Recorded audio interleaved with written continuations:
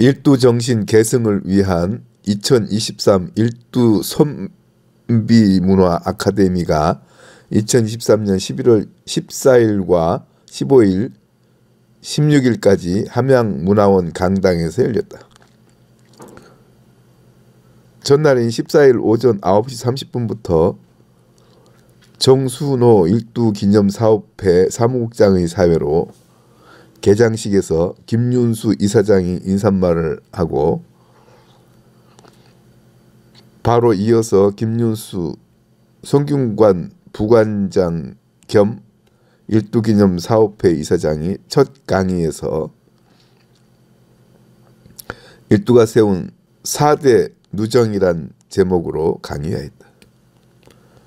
김윤수 이사장은 강의에서 동방오현 세계문화유산 남계서원의 주향 일두정여창 선생의 유적은 일두종택과 남계서원이 있다며 안이 삼동으로 유명한 화림동의 화석정, 농월정, 동어정, 군자정, 거연정, 양송정, 관운정, 모운정 등이 있었으나 화석정과 양송정은 빼곤 현존한다고 말했다.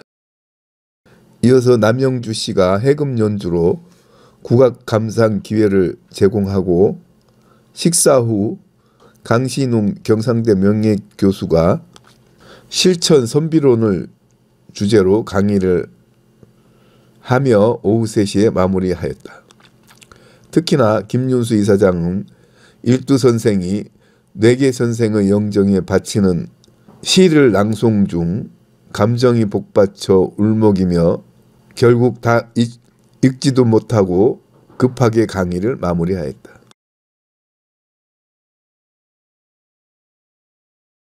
둘째 날인 15일에는 정인상 건축학 박사가 일두건축의 내력과 변천이란 주제로 강의하고 정규혁의 생황국악공연, 허영자 시인이 문학과 우리들의 삶이란 주제 강의에서 요즘 들어 특히 인문학의 쇠퇴를 불러오고 있는 각종 징후를 논하면서 인문학의 핵심이 되는 문학의 위기를 말하고 있는 이들이 많다며 시를 쓴다고 하여 배가 부르거나 시를 읽는다고 하여 어떤 가시적 혜택을 누릴 수는 없다면서 시의 어떤 요소가 독자에게 시를 읽는 기쁨을 주고 깨우침을 줄지 깊이 생각해 봐야 한다고 말했다. 세 번째 날인 16일에는 일두 다큐멘터리 감상을 하고 경남 정보대 정유지 교수의 일두 유적과 디카시의 만남 강의, 시낭송가 정택은 시인의 한시와 현대시 낭송법 강의를 끝으로 3일간의 일두 선비문화 아카데미 프로그램을 마무리하였다.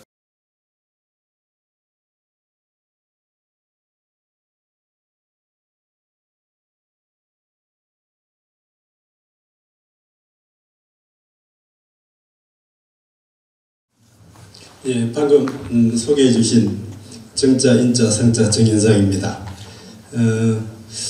요즘 날씨가 많이 추워지고 있어서 좀 다들 건강에 좀 유의하셔야 될 텐데 오늘 제가 드리는 말씀은 사실 뭐 다 아시는 얘기일 겁니다. 여기 계신 분들 중에서 일두고택을 뭐 안 가보신 분은 없을 테고요. 근데 이제 그동안에 저희가 일두고택을 옆에 두고 보면서도 일두고택에 대해서 사실은 몰랐던 것들이 좀 많이 있었던 것 같아요. 그래서 제가 이제 이 분야의 연구를 하면서 뭐 조그만 지식이지만은 그 지식을 가지고 정리한 것들을 오늘 좀 간단하게 말씀을 드리겠습니다. 말씀드린 내용은 굉장히 우리가 생활과 밀접하게 관련된 집 얘기이기 때문에 아주 쉽게 편안하게 들으실 수 있는 내용들입니다. 그래서 가급적이면은 그 전문적인 것들은 제가 좀 빼고요. 같이 이해할 수 있는 그런 위주로 그 용어라든지 그 말씀을 드리도록 그리 하겠습니다. 이게 지금 이 보다 보니까 이게 한자가 우리 저기 한자의 전문 대가이신 우리 이사장님 계시는데 택자가 잘못된 것 같아요. 그죠? 이게 한자를 항상 이렇게 번안해서 쓰다 보면은 한다고 하는데도 항상 그게 좀 착오가 생깁니다. 그 제목을 일단 일두고택이라고 되어 있고요. 근데 옆에다가 제가 일부러 또 일두종택이란 말을 이렇게 써놨습니다. 이렇게 해놓은 이유는 이 문화재가 지정으로 국가민속문화재로 지정될 때 그 명칭이 그동안에 이제 좀 처음에는 정병호 가옥으로 되어 있다가 최근에 다시 그 일두고택으로 바뀌었는데 뭐 보는 관점에 따라 차이는 있습니다만 저는 개인적으로 고택보다는 그 종택을 좀 했으면 하는 게 제 생각입니다. 왜냐하면은 아시다시피 고택은 오래를 고자를 써가지고 뭐 말 그대로 오래된 집을 우리가 고택이라고 할 수 있는데 우리 일두고택은 고택 중에서도 종택이죠. 그러니까 종택이라고 하는 우리말로 종갓집을 종택이라고 그러는데 이 종택은 말 그대로 어떤 문중이나 집안에 그 마다들 적장자들이 그 세대주가 돼가지고 살아 내려온 그런 집을 우리가 이제 종택이라고 합니다. 그래서 대부분의 고택 중에서 우리나라에서도 오래된 명문가 고택들의 명칭을 고택보다는 종택이라는 말을 많이 씁니다. 우리 태계 종택이라든지 그런 식으로 종택을 많이 쓰는데 언제가 기회가 되면 제가 문화재청에 얘기를 해서 이 명칭을 좀 종택 쪽으로 바꾸는 것도 한번 생각을 해보겠습니다. 그래서 대신에 우리 그 대문체에 들어가면 입구에 이렇게 태코가 거기를 또 종택으로 이렇게 돼 있어요. 그래서 참고로 혹시 가시게 되면 이런 것들도 우리 한번 생각해 볼 필요가 있다는 관점에서 한번 봐주시면 될 것 같습니다.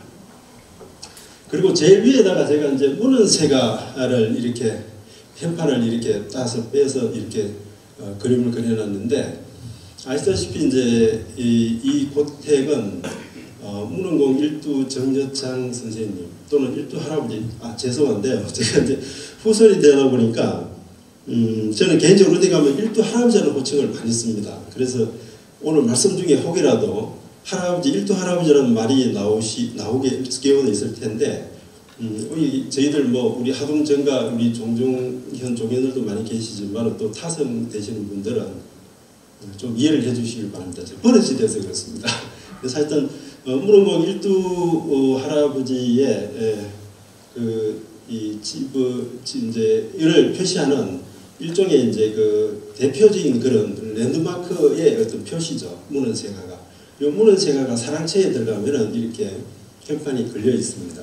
그래서 소위 말해서 문헌공 정여천 선생님의 문중 자손들이 살아가는 집이다, 가문이다 이런 의미로 받아주시면 될 것 같아요.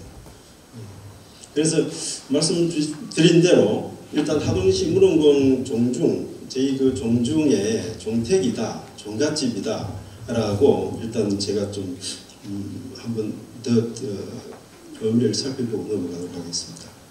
들어가면서 제가 몇 가지 참 이건 안 되죠. 노트북을 2개를 지금 쓰고 있어서 넘어갔나요? 혹시 이 그림이 어디에 있는 그림인지 아시는 분 계세요? 우리 일두 고택 안에서 제가 찍은 사진입니다. 예. 역시 형님 역시 많이 가보셔서 아시네요. 그 탁청제의 누마르에서 그 마당 쪽을 보고 찍은 사진인데, 예, 여기 이제 어디에 있는 그림이냐 여기 있습니다. 아이고 자꾸 버릇이 됐어요. 죄송합니다. 여기 보시면은 요 탁청제 누마르가 있잖아요. 앞에 이제 난간대를 이렇게 만들어놨는데 우리가 이런 구멍을 풍혈이라고 그러죠. 바람이 지나가는 구멍이라고 그래가지고 요 모양을 다양하게 씁니다. 많이 쓰는 게 안상이라고 그래서 코끼리 눈 같은 안상을 많이 쓰는데 저희 그 집안마다 이제 가문마다 자기들 특징적으로 이런 문양을 많이 쓰게 됩니다. 얼마 전에 여기 저 성주 한길마을을 갔는데 거기 북비고택을 가니까 거기는 또 기러기가 날아가는 그런 형상을 또 쓰고 있더라고요. 아무튼 여기는 요 지금 풍혈을 제가 정호에 이렇게 그림을 잡는 거는 정호밖에 안 됩니다. 요 그림이 나오는 요 그림자가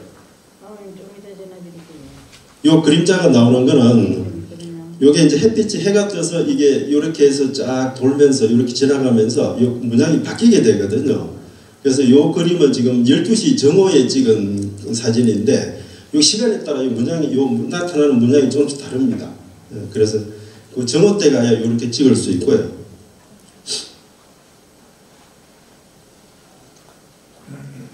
예보가 지금 죄송합니다. 잠깐만요.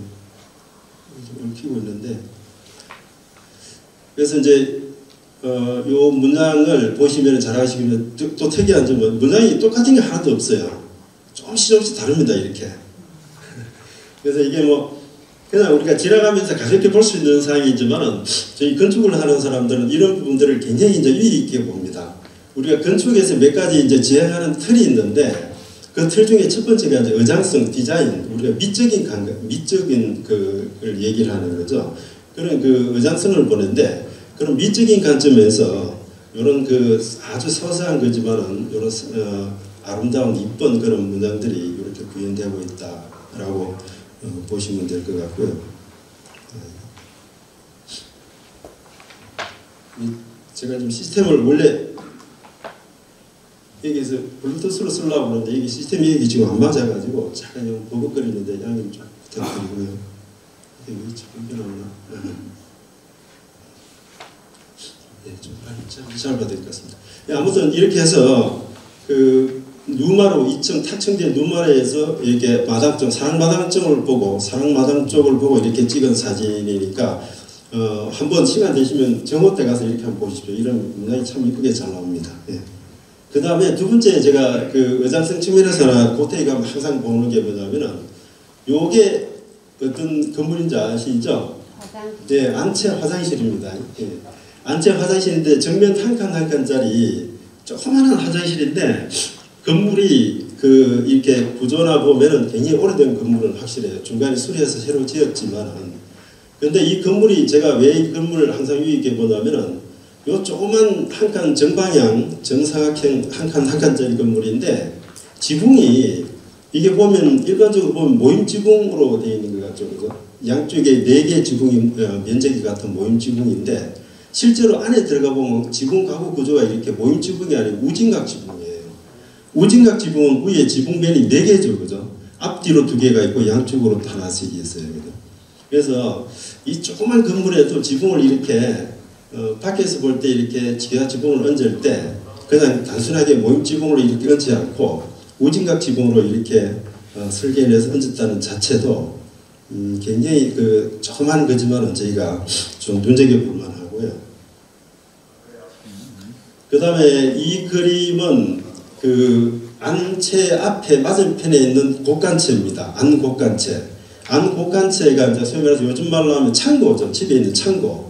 창고인데 제일 좌측에 들어가면은 그 고방이 있는데 고방 안에 제가 뭘 보여드리려고 그러냐면 오른쪽에 있는 이 계단입니다. 이게 이제 중간에 그 중위층을 만들어 놨어요. 이렇게 반자를 만들어서. 근데 중위층에 올라가는 계단을 이런 식으로 통나무를 깎아가지고 계단을 만들었어요. 목계단으로. 나무로 만든 계단이죠. 근데 이게 참 뭐 간단한 거지만은 그 좀 이쁘잖아요. 계단을 이렇게 통나무를 깎아서 이렇게 만들었다는 게. 요즘 인테리어 하시는 현대 건축에서도 이런 것들을 포인트로 해서 보면은 굉장히 좀 유익에 좋게 볼 것 같아요. 그리고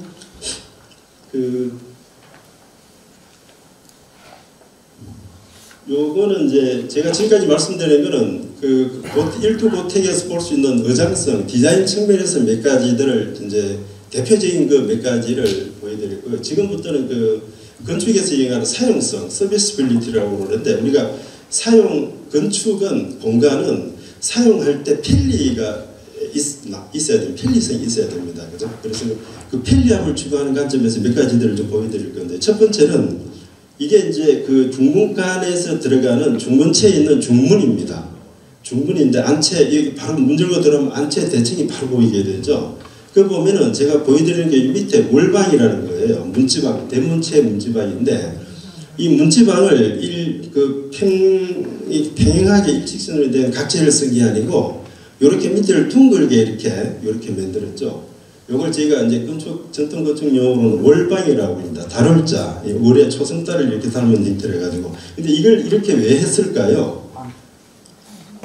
그냥 이렇게 뭐 평평한 부재 이렇게 깔아놓으면 되는데 굳이 이렇게 목재를 이렇게 굽은 흰 부재를 가져다가 이렇게 한 이유는 우리가 이제 예전에 우리 여인들은 치마를 입었잖아요.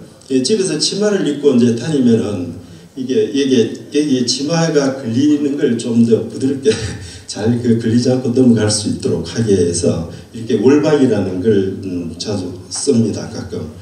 그리고 이제 우리 부엌문도 보면은 부엌 문지방 밑에도 이렇게 여기 문이 닫혀 있어서 그런데 여기 이제 밑에가 이렇게 폭 내려가 있다 보니까 이 문지방 이 부엌문 자체도 이렇게 그 치마늘 같이 이렇게 문양을 따서 그렇게 만들어 놨죠. 그래서 이게 그냥 모양을 그냥 이렇게 뭐 멋지게 또는 내기해서 한 게 아니고 그런 기능성을 그 사용성을 추가하다 보니까 거기에 따라서 이렇게 건축 우리 목수들이 따라서 이렇게 이런 형태로 마무리를 했다라고 보시면 될 것 같고요.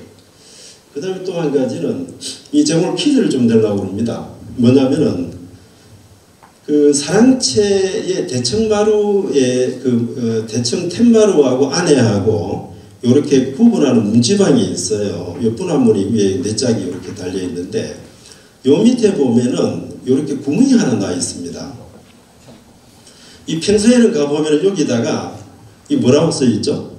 여기에 뭐 올라가지 마세요. 우리 동선이 이렇게 뭘 이렇게 갈아놨어요. 갈아놔가지고 이게 구멍이 있는 줄을 일반인들은 잘 모르세요. 그런데 이걸 살짝 제끼 보면 안에 이렇게 구멍이 쏙 나오거든요. 요게 위치가 정확 어디냐면은 여기 보면 이 누마루 택청지에서 이제 안쪽으로 바라볼 때 요 부분입니다. 여기 문은새가 흰판이 있고 요 좌측에 두 칸이 대청마루거든요. 대청마루에 분화문을 달아놨는데 요 밑에 보면 이렇게 구멍이 있어요. 제가 요 그림을 우리 사랑채에 가면은 이 그림이 굉장히 좋아서 항상 이 그림을 많이 썼는데 어디 소개할 때 요거는 이제 반대편에 지은 거죠. 툇마루 쪽에서 탁청제를 바라보고 지은 건데 요 보면 이렇게 있어요. 그런데 혹시 이 용도가 뭔지 아시는 분이 계세요? 이 구멍을 왜 이렇게 내놨을까요? 여기다가 청소하기. 예? 지가 들라입니까? 청소하려고. 청소, 습도, 안에 공기와 바깥 공기 통로. 환기. 예. 제가 지금까지 이걸 제가 서울에서 연구하는 우리 이제 학교에 있는 선생님들하고 우리 저희들 전문가들하고 의논을 해서 이렇게 물어보면은 정확하게 이거에 대해서 정확한 얘기를 하신 분이 아직까지 본 적이 없어요. 우리 민속학을 전공하신 교수님들도 여쭤보면은 잘 몰라요. 근데 지금 말씀하신 대로 다 맞는 것 같아요. 여기가 이제 이 분화문을 달아놨으니까 대청 툇마루하고 안에 대청 안에는 이제 마루잖아요.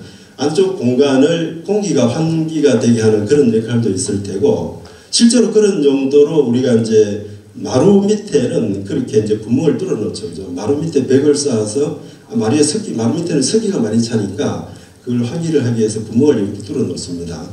그런 용도로도 쓸 수 있는데 근데 조금 제가 마루인데 밑에 보면 이렇게 뚫려 있어요. 밑에 대청 칸하고 안에 밑에 보면은 그래서 그 용도는 좀 약할 것 같고 그 다음에 두 번째 우리 이사장님 지가 들락거린다고 그러는데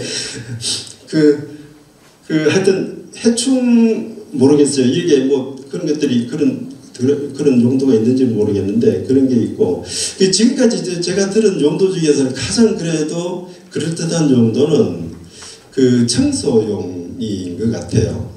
뭐냐면은 대청마루가 꽤 넓거든요. 두 칸짜리 꽤 넓은데 거기다가 이렇게 쓸어가지고 그 쓰레기를 쓰는 걸 아마 쓰레바지로 요즘 쓰레바지로 드러냈을 텐데 그냥 이 구멍으로 해서 밖으로 배출하는 그런 정도로 쓰였지 않을까. 왜 제가 추정을 하냐면은 여기 경남 남해안 지역, 남해 쪽에 일부 가면은 민가에서 일부 이게 흔적이 있습니다. 이런 흔적이 있긴 있습니다. 우리가 그 마루방이라고 그러죠. 방은 방인데 벽이 막혀 있는 방인데 그 온돌이 설치되어 있지 않고 마루로 설치되어 있는 걸 우리가 마루방이라고 그래요. 특히 남해안 지역에 해안 지역에 가면 그런 집들이 꽤 많습니다. 그래서 거기에다가 제사를 모시는 공간으로 사용하기도 하고, 그 다음에 신주 같은 걸 모시는 신일 사구로도 사당으로도 쓰고 이렇게 많이 하는데, 그런 공간에 일부 이런 흔적이 있긴 있습니다. 그래서 제가 지금까지 갈 때마다 나이 드신 분들한테 우리 종선님은 뭐 당연히 모르시고 그 여쭤보는데 정확한 답변을 하시는 분이 지금까지 없어요. 근데 혹시 우리 여기 계신 분들도 향후에 이거에 대해서 혹시 좋은 그런 또 알려진 게 있으면 저한테 연락을 주시면 참고하겠습니다. 그리고 제가 원래 목소리가 그렇게 좋은 편이 아닙니다. 근데 더군다나 거기다가 최근에 며칠 전에 감기가 들어가지고 목소리가 조금 약간 더 좀 이상해졌는데 양해를 해주시고요. 말씀 중에 어떤 거라도 좋습니다. 혹시 뭐 궁금한 사항이나 얘기 나눌 거리가 있으면은 그때 바로바로 말씀 주시면은 제가 또 같이 대응을 해드리도록 하겠습니다. 그래서 요런 그림들은 제가 일부러 그 그림들이 좋아서 이게 사랑채의 그림이 좋아서 같이 한번 올려봤고요. 그 다음에 제가 말씀드릴 부분이 이제 기능성입니다. 건축은 물론 사용 편리성도 있어야 되지만은 가장 중요한 게 이제 기능성이죠. 우리가 건축을 얘기할 때 가장 쉽게 말씀을 드리면 건축이라는 건 공간을 만드는 거죠. 그죠? 공간. 그러니까 여기도 지금 공간이 돼 있죠. 이 뭐 바닥에 벽에다가 천장을 해가지고 이런 강당이라는 공간을 만들듯이 우리 이제 주택 건축 집은 거기에서 이제 잠도 자야 되고 밥도 먹고 쉬어야 되는 마당 뭐 대청도 있어야 되고 제사 지내는 대청 공간도 있어야 되고 그런 마당도 있어야 되고 그런 공간을 만들어내는 게 건축인데 아시다시피 현대 건축은 우리 함양에도 여기 우리 작은아버님이 오늘 또 자리하고 계시는데 작은아버님이 한주 아파트에 사시거든요. 근데 그 한주 아파트를 우리가 요즘 말로 공동주택이라고 그러죠. 그리고 이제 일반 그 이걸 단독주택이라고 그러고 그렇게 주택을 나눌 때 공동주택, 단독주택 나누고 공동주택에는 아파트도 있고 요즘 말로 빌라도 있고 연립도 있고 여러 가지로 나뉘는데요. 아주 대비를 해서 말씀을 드리면은 아파트하고 우리 전통주택하고 비교를 하면요. 저희 예전에 우리 지도 교수님이 그런 말씀을 자주 하세요. 조선시대로 비교하면 조선시대 우리 고택 같은 한옥하고 요즘 아파트를 비교하면은 아파트는 예전으로 하면은 시중드는 하인들 그래 3-4명을 지금 그대로 갖고 있는 거다 라고 해요. 아파트는 현관문 안을 열고 들어가면은 안에 모든 게 다 있죠. 그죠? 따뜻한 물, 수도 맡으면 따뜻한 물을 바로 나오고 뭐 화장실 같이 있죠. 부엌 같이 있죠. 침실 같은 공간 한 공간 안에 모든 게 다 있어서 예전에는 아침에 일어나면은 이런 뭐 양반 대가에는 아침에 일어나면 하인들이 새순물을 떠다가 대청물에 다 갖다 놓고 이렇게 다 서비스를 해주잖아요. 근데 그런 서비스들을 요즘은 받을 필요가 없는 거예요. 건축적으로 기능적으로 다 해결해 줄 거죠. 그래서 이제 그런 건축 기능적인 측면에서 볼 때, 물론 이제, 여러 가지 뭐 구별할 줄 우리가 많이 있습니다. 아파트 같은 경우는 공간을 보면은 현관문만 열고 들어가면은 밖에하고 모든 공간이 딱 단절이 되어버리죠. 구분이 되죠. 밖과 안이 완전히 공간적으로 구분이 됩니다. 근데 우리 전통 한옥들은 밖과 안이 담이라는 걸로 구획은 되죠. 공간을 이렇게 경계를 짓는데 공간 전체가 구분은 안 됩니다.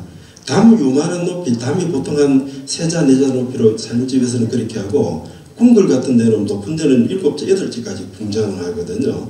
근데 그렇게 아무리 담이 높아도 담 위에 보면 하늘은 같이 공유를 하죠. 밖과 안을. 그래서 우리가 전통 건축에서는 공간을 나눌 때 내부 공간, 외부 공간으로 나눠요. 그래서 내부 공간은 건물 안에, 벽 안에 있는 걸 얘기하고 외부 공간은 건물 밖에 마당 같은 거. 마당은 어떻게 형성이 되죠? 담이라든지 건물들이 지어지면서 자연스럽게 형성이 됩니다. 근데 그 외부 공간도 우리는 굉장히 효율적으로 많이 썼어요. 뭐 예전에 곡물 같은 걸 나락이라고 그러죠. 말린다든지 뭘 고추를 말리는 데 사이였고 저희들 어릴 때는 거기서 뭐 놀이도 하고 그죠. 예, 그래서 전통 그 건축하고 현대 건축은 좀 차이가 많이 있습니다. 근데 제가 말씀드리려고 하는 거는 우리 고택이 갖고 있는 특징 중에 하나가 기능성 측면에서 제가 전국에 있는 고택, 종택들을 연구차 뭐 거의 안 가본 데가 없습니다. 각 지역마다. 근데 유일하게 특징이 우리 고택에만 있는 게 지금 보여드리는 겁니다.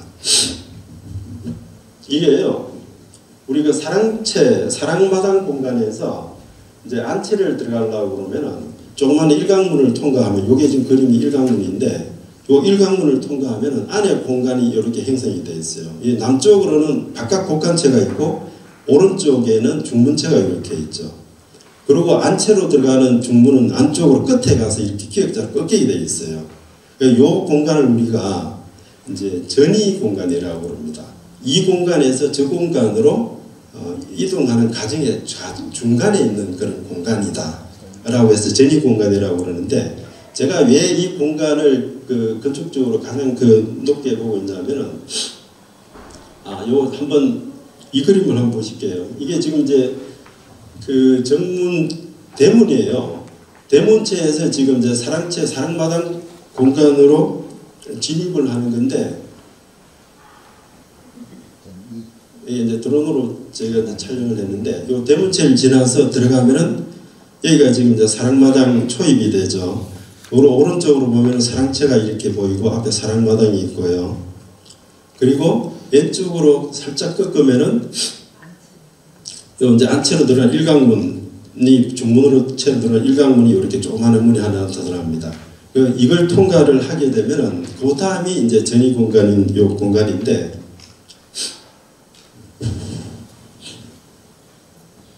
일광문을 통과해서 들어가면 쭉 직진을 하게 되면은 앞에 이렇게 담이 하나 탁 마주칩니다. 지금까지는 안채 공간이 전혀 안 보입니다. 그죠? 전혀 안 보여요.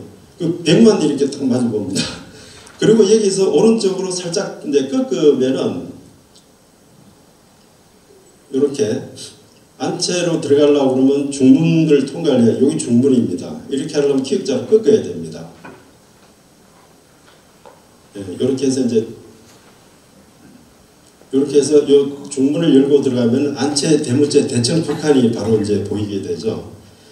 이제 여기가 전이 공간이라고 말씀을 드렸는데, 우리가 이제 일반적으로 전통 건축, 특히 사대부 양반가의 고택들은 크게 공간을 나눌 때 네 외로 나누게 됩니다. 그래서 우리 한자로 그대로 똑같아요. 이제 이 네 척에 있는 공간을 우리가 여성들의 공간이라고 구분을 하고, 외척에 있는 공간을 남성들의 공간, 주로 사랑채가 이제 중심이 되고요. 사랑마당이 중심이 되고, 내부에는 안채가 중심이 됩니다.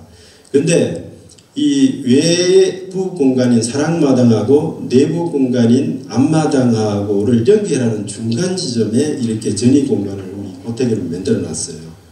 다른 데는 이런 공간이 없습니다.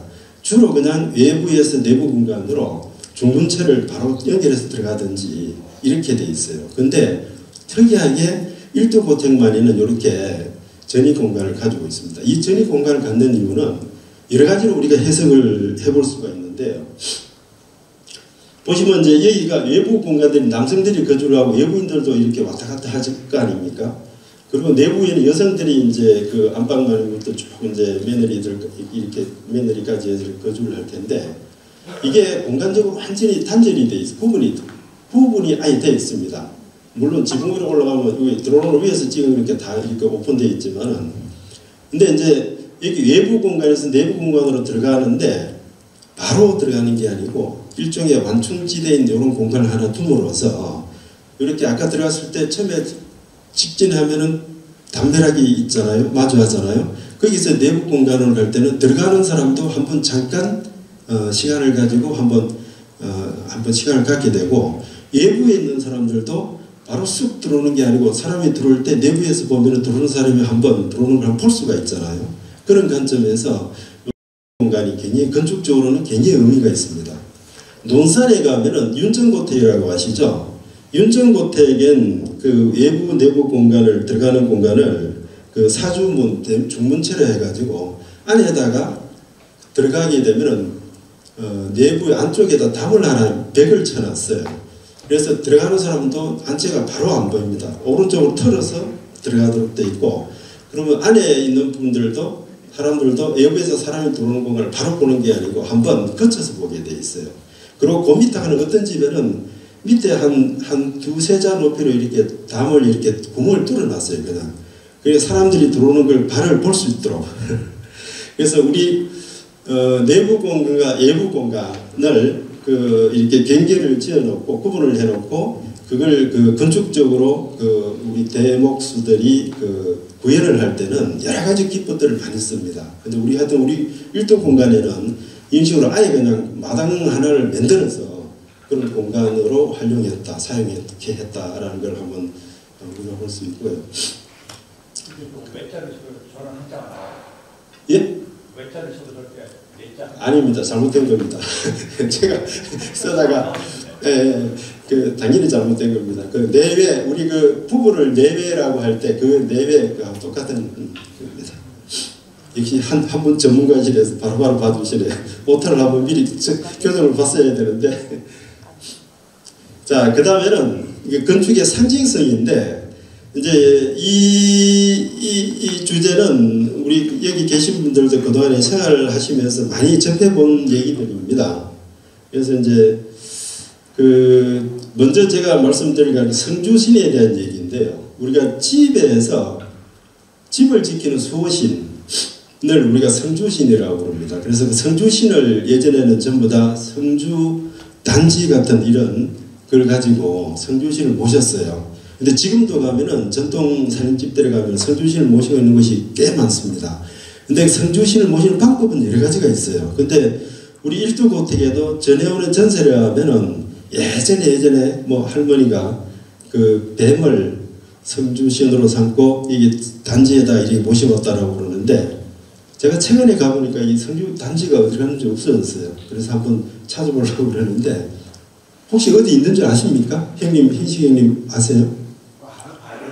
예, 제가 10몇 년 전에 갔을 때 이게 있었는데 최근에는 이게 안 보이더라고요. 이게 고방 안에 가면은 아까 목계 다니는 그 안쪽에 성주단지가 있었거든요. 근데 최근에 이게 없어졌어요. 아무튼 이 성주단지, 성주신을 모시는 이건 우리 민간신앙, 민간 풍속이죠. 우리 고택에도 이런 걸 그대로 하고 있었고, 그 다음에 재밌는 게 우리 풍수지리학에서 비보설이라고 있어요. 비보. 어떤 부분이 약한 부분을 보호하는 책으로 비보책을 많이 쓰는데, 우리 고택에도 이 사랑채가 있는 공간이 풍수지리적으로 음기가 되게 세답니다. 음기가.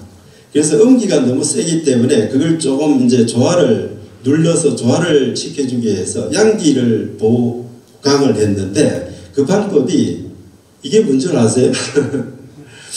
이거 뭐 제가 있는 그대로 보여드리니까 문제 없죠, 그죠? 여기 어디 있냐면은 여기 누마로 요 밑에를 기둥을 세우고 판벽을 나무로 벽을 만들어서 안에 창고로 사용을 합니다. 대부분 다른 데를 가면 누마루를 그냥 기둥만 세우고 튀어놨죠. 근데 우리 일두고택에는 밑에를 이 판벽을 만들어서 안에를 공간을, 내부 공간을, 창고 공간을 만들어서 사용을 하는데, 그 안에 들어가면 이렇게 남건을 이렇게 세워놨어요.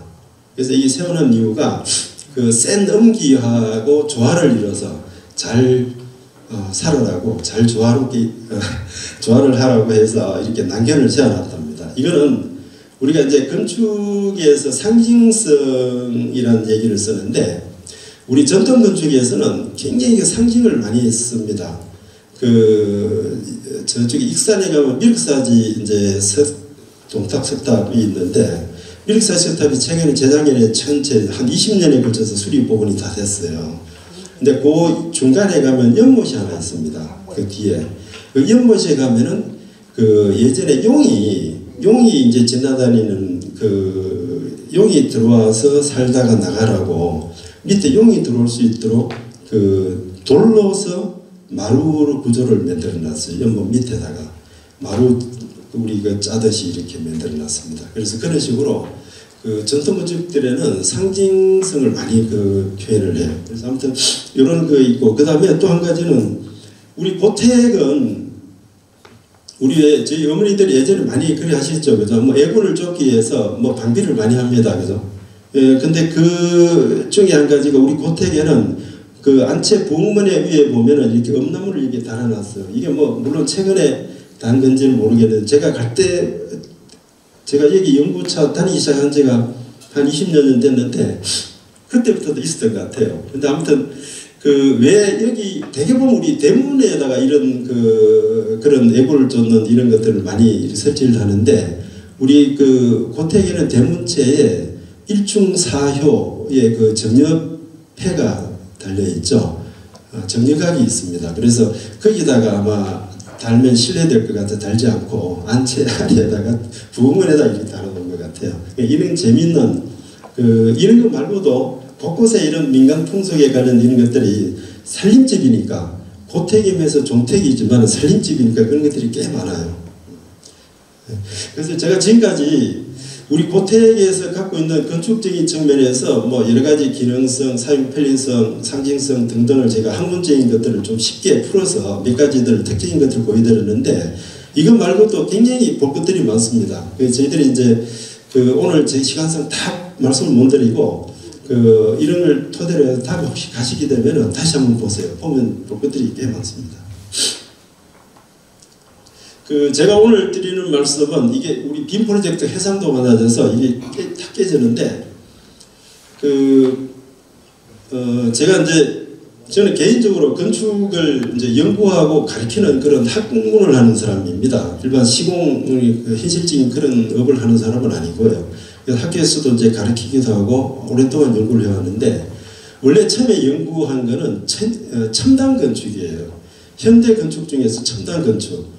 우리가 이제 건축물이 갖고 있는 여러 가지 아까 말씀드린 기능들을 우리 IT나 CT, IoT 기능들을 접목해서 좀 더 편리성을 높이고 쾌적하고 이렇게 첨단화하는 그런 쪽을 이제 최초로 저희가 연구를 시작해서 제가 LG에 있을 때 산업자원부의 이제 미래기술에 관련되는 그런 전문위원으로 이제 같이 활동을 하면서 우리 혹시 TV에 요즘은 많이 이슈가 안 됩니다만 예전에 TV에 보면은 이영애가 나와서 왜 집 밖에서 핸드폰으로 집 안에 있는 에어컨을 껐다 켰다 하고 하는 거 있죠. 집에 조명을 자동으로 원격으로 껐다 켰다 하는 거.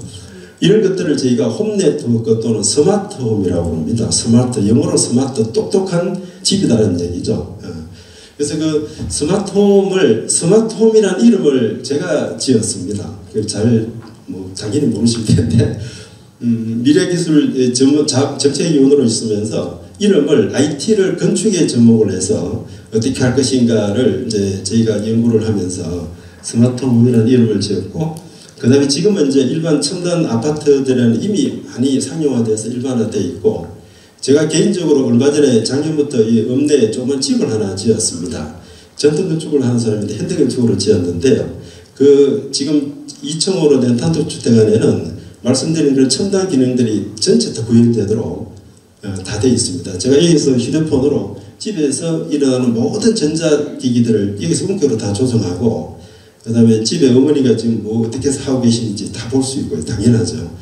등등 그리고 이제 그거는 기본적인 거고, 앞으로는 좀 더 어떻게 하냐면 집이 우리가 의료 관점에서 얘기를 하면은 우리가 이제 몸이 이상이 있으면 병원에 가서 진찰을 받고 진료를 받고 처방을 받고 하는데 향후에는 이제 병원에 가지 않고 집에서 병원하고 연결해서 평소에 자기 생체 정보나 이런 것들을 자동으로 모니터링해서 그 정보들이 어떤 일정한 서버에 들어가게 되고 그 서버는 병원에 있는 내 주치의까지도 공유하는 형태로 해서 그걸 원격 진료라고 그러는데 우리나라는 아직까지 원격 진료가 법상 조금 많이 제한이 되어 있어요. 무슨 얘기냐면 병원에서 발생시킨 검사 정보들을 병원도 앞으로 못 가져 나오죠.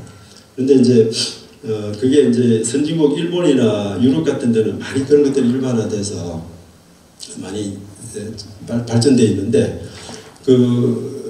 이제 제가 지금 하고자 하는 게 집에서 병원에 가지 않고 내 평소에 모든 내 생체 정보를 다 모니터링해서 향후에 내가 병원에 석 달 뒤에 병원에 가면은 병원 의사가 주치의가 그 데이터들을 보면서 다 이제 진료 진단을 할 수 있도록 하는 그런 첨단 주택을 원래 연구하고 또 가르쳐 왔습니다. 근데 이제 그걸 하다가 제가 이제 한 20년 전부터는 전통 건축, 그러니까 최첨단으로 왔다 거꾸로 최고 전통으로 간 겁니다. 그 전통 건축을 연구를 했는데 하기 시작했는데 이걸 하면서 제가 이제 우리 일두고택을 들여다봤어요. 그러면서 그때 논문을 하나 쓴 게 우리 개평마을에 있는 한옥들을 대상으로 해가지고 한옥들이 여러 가지로 취약한 것, 제일 첫 번째가 방범이죠. 그러니까 도둑이 들어오고 할 때 개방성이 높으니까 그런 것들이 잘 안 돼요. 그래서 뭐 요즘 CCTV를 달아서 할 수도 있는데 그런 방범 기능들을 어떤 식으로 이제 좀 보강할 것이냐 이런 측면에서 유비쿼터스 기술을 이용해서 하는 걸 논문을 하나 쓴 게 있습니다. 한 20년 전에. 근데 그때 이제 가서 들여다보고 일두고택을 대상으로 해서 그런 것들을 많이 모델링을 했는데 그때 제가 하나 느낀 게 일두고택이 굉장히 오래된 그런 그 고택이라는 걸 우리가 알고 있는데 문제는 이 고택이 언제 만들어졌고 이 건물들이 어떤 과정을 거쳐서 왔는지를 우리가 제대로 알려진 게 없어요. 아무리 논문을 찾아봐도. 지금 우리 오늘 일두 정여창 문원공 일두 할아버지의 그를 기리는 그런 학술 아카데미인데 그 1450년에 탄생했으니까 좀 500년이 넘었잖아요. 근데 그 할아버지가 탄생한 생가거든요, 여기가. 소위 말해서 탄생한 생가인데 그 이후에 이제 자손들이 후손들이 쭉 살고 있는데 그 아시다시피 전통 한옥 건축물은 우리가 목조로진 한옥 건축은 보통 이제 한번 건립을 하면은 한 40년 50년 지나면은 수리를 한번 해줘야 됩니다. 예컨대 기둥이 뭐 썩어서 바꿔줘야 된다든지 또는 위에 기와를 다시 대체를 해줘야 된다든지 이렇게 안 해주면은 금방 그냥 쇠퇴해요. 그리고 그렇게 관리를 해도 대개 보면 한 100년이 되면은 100년이 지나면은 거의 한번 중건 비슷하게 다시 한번 지어줘야 됩니다. 재건립을 해줘야 됩니다. 아니면은 아시다시피 목재는 제일 취약한 게 이 온도와 습도에 취약하잖아요. 그래서 할 수 없습니다. 그 목재가 부패하고 상하기 때문에 그래서 그런 식으로 본다고 그러면은 지금 일두고택이 제가 보니까 1360년경에 최초로 만들어졌던 것 같아요. 그러면 지금 올해 2023년이면은 660년이 지났잖아요. 그러면 그동안에 건축적인 행위들이 굉장히 많았다는 겁니다. 건물별로 뭐 예컨대 다시 중건이 되었던 중창이 되었던 뭐 3창 어떤 거는 몰라요. 3창 4창이 된지도 몰라요.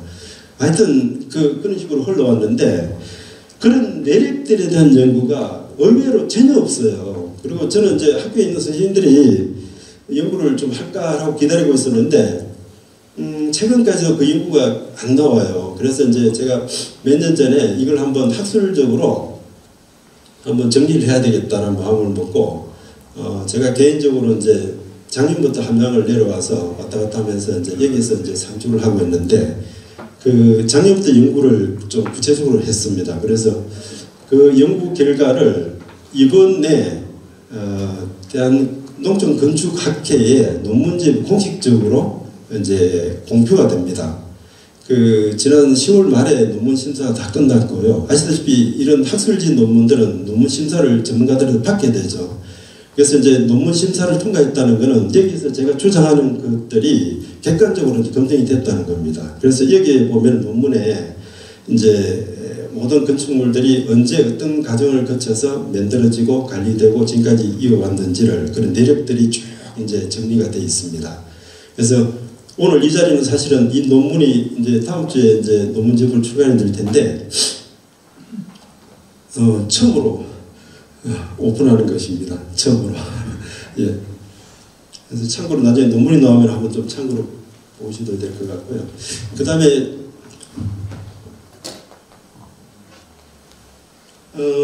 우리 그 문원공 일두 할아버지의 한번 제가 그 생애를 통해서 주거지를 한번 파악을 해봤습니다.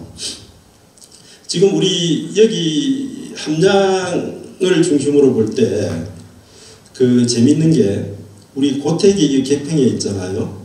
그 다음에 묘역이 정력창 묘역이 저 성안산에 있습니다. 수동. 그리고 남계서원이 또 수동 원편 여기에 있습니다. 그래서 탄생한 생가지와 죽어서 살아가고 계시는 묘소하고 그 다음에 모시고 있는 서원이 반경 2km 안에 다 있어요. 그래서 그 굉장히 그 지리적으로 의미가 있죠. 물론 태계 이황선현도 가면 비슷한 구조로 되어 있습니다. 왜냐하면 우리가 서원이 우리나라에 굉장히 많이 만들어질 숙종 때는 한 1000개까지 만들어졌는데 서원들이 만들어진 형태가 다 다름이 있죠. 그죠? 근데 주로 자기가 탄생한 고향에다가 서원을 세우는 경우가 많아요. 그래서 그런 경우가 태계 이황선현도 그렇고 이제 우리 일도 할아버지도 그런데 그래서 우리 일도 할아버지는 죽어서도 지금 살고 계신 분이죠. 보면은 그 고택에서는 항상 불천이 제사를 모시고 있고요. 우리 그 아동 18일이니까 당연히 국가에서 이제 불천이로 지위를 주셔서 불천 제사를 모시고 있고, 그 다음에 이제 우리 묘역에서는 다음 주에 우리 그 일두 문화공 종중에 묘사를 지내는데 묘제를 통해서 또 모시고 있고, 그 다음에 남계서원에서는 봄, 가을로 춘축의 재앙을 통해서 모시고 있고, 그 다음에 탄신제를 또 지내고 있어요. 그래서 굉장히 의미가 있습니다. 그래서 이 종합적으로 정리를 하면은 우리가 반 딱 나눠서 요쪽 편 우리 남계천을 중심으로 해가지고 왼쪽은 우리 풍수지리학에서 얘기할 때 양택지입니다. 탄생해서 생존해 사신 양택지라고 보시면 되고, 공교롭게 남계천을 중심으로 해서 오른쪽에는 묘소하고 남계서 죽어서 사는 우리 음택지라고 그러죠. 그게 두 개가 일치하고 있어요. 그래서 오늘 간단히 이걸 좀 한번 들여다보겠습니다. 먼저 우리 일두 할아버지가 탄생해서 돌아가시까지 제가 생애를 쭉 거주지 중심으로 보니까 좀 전에 말씀드린 대로 그 탄생이 1504년에 이거 잘못됐네요. 예, 1450년이죠. 표가 이렇게 많습니다. 그 다음에 이제 보면은 크게 나눌 때 성장기가 있고요. 1470년도까지. 그 다음에 학문기, 그때부터 열심히 공부를 사실 늦게 시작을 하시죠. 그리고 이제 관직도 40 이후에 관직기 늦게 그냥 진출하세요. 그리고 이제 마지막으로 유배기에서 이제 유배지에서 이제 종성에서 돌아가시는데, 이 전체 과정을 쭉 보시면은 함양 개평마을 생가지 일두 고택에서는 탄생하고 성장하고 결혼하기까지, 결혼을 정확한 건 안 나옵니다. 근데 16살 내지 7살에 하신 것 같아요. 그리고 이제 그 이후에 결혼을 하시자마자 바로 부친상을 당합니다. 자유공이 돌아가시죠. 그리고 그 이후에, 부친상 이후에 이제 그 이천에 있는 이간의 문화에 가서 이제 공부를 시작을 하는데, 그러고 하다가 바로 또 그 다음에 함양 김종직 선생이 이제 관련 군수로 오시면서 여기 와서 잠깐 또 이제 제자로 들어가죠. 그리고 난 다음에 그때부터 본격적으로 이제 학문을 해야 되겠다라고 생각을 하신 것 같아요. 그래서 학문을 하시는데 그 학문을 함양 생가지에서 한 게 아니고 어디로 갔냐면 하동으로 가세요. 어제 우리 이사장님이 하동 악양점 얘기하셨죠. 그 하동 악양에 가서 집을 짓습니다. 집을 짓고 거기에서 혼자 가는 것도 아니고 동생 두 사람하고 여동생까지 데리고 다 가요. 그리고 이제 거기에 이제 그걸 저는 하동 악양현에 있는 주거지라고 그러는데, 거기서 공부를 하시다가 다시 서울로 다시 가서 김종식 스님, 김종식 스님 다시 서울로 올라가시죠. 서울에 가서 다시 이제 공부를 하시고 그 다음에 다시 내려오셔서 하동을 또 갑니다.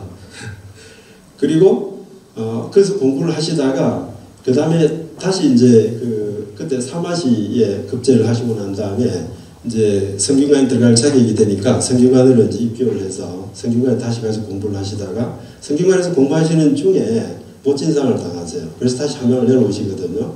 그래서 3년상을 치르시고 그 다음에 또 하동을 또 갑니다.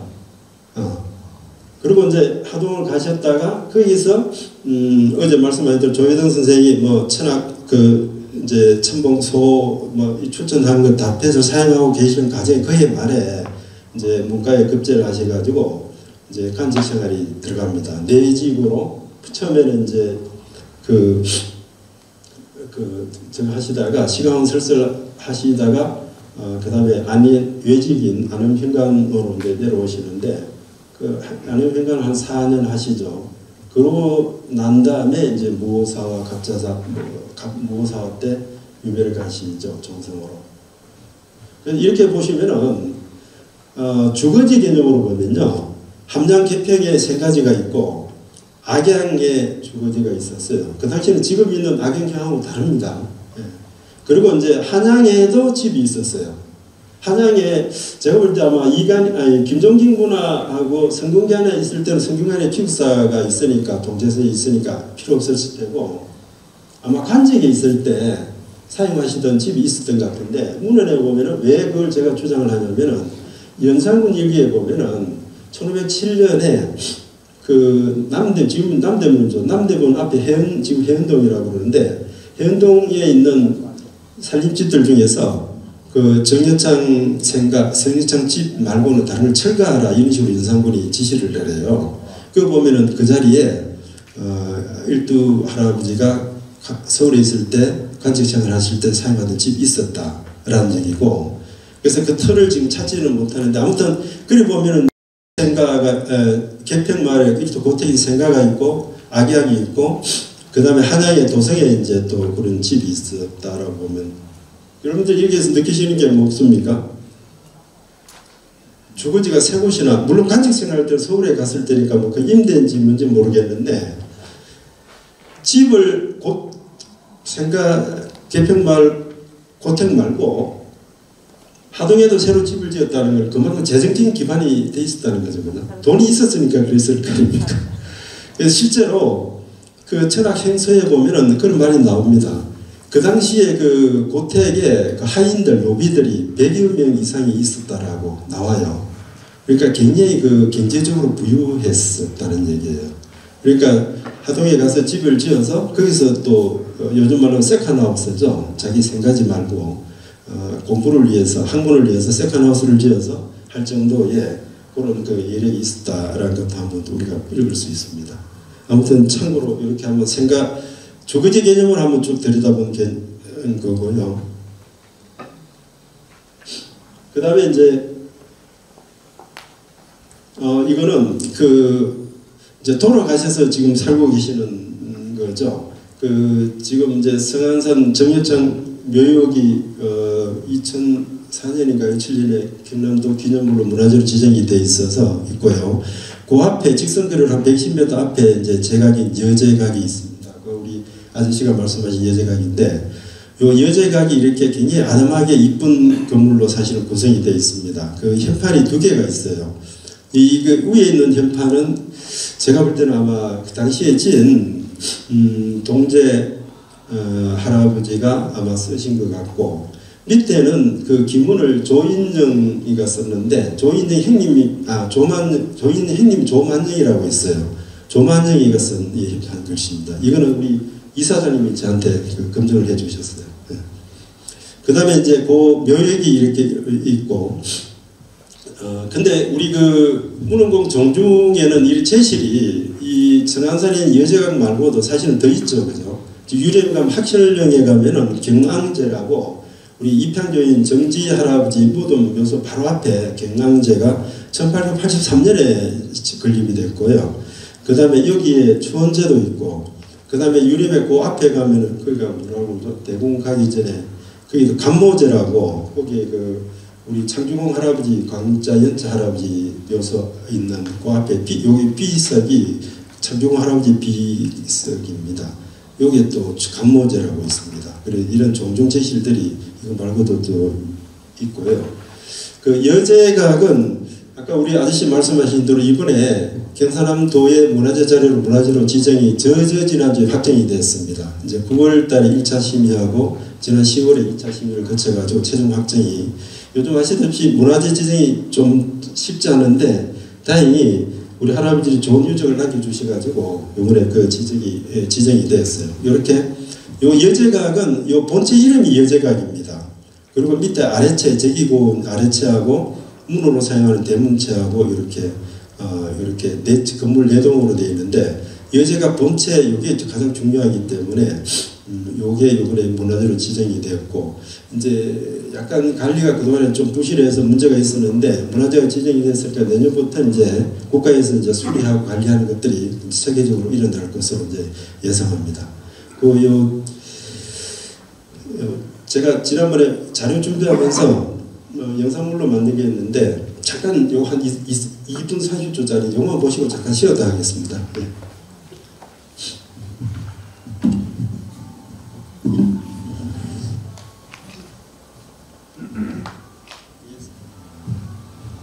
소리가 시스템이 이상해서 잘 안 나오는데 그냥 그림만 보십시오.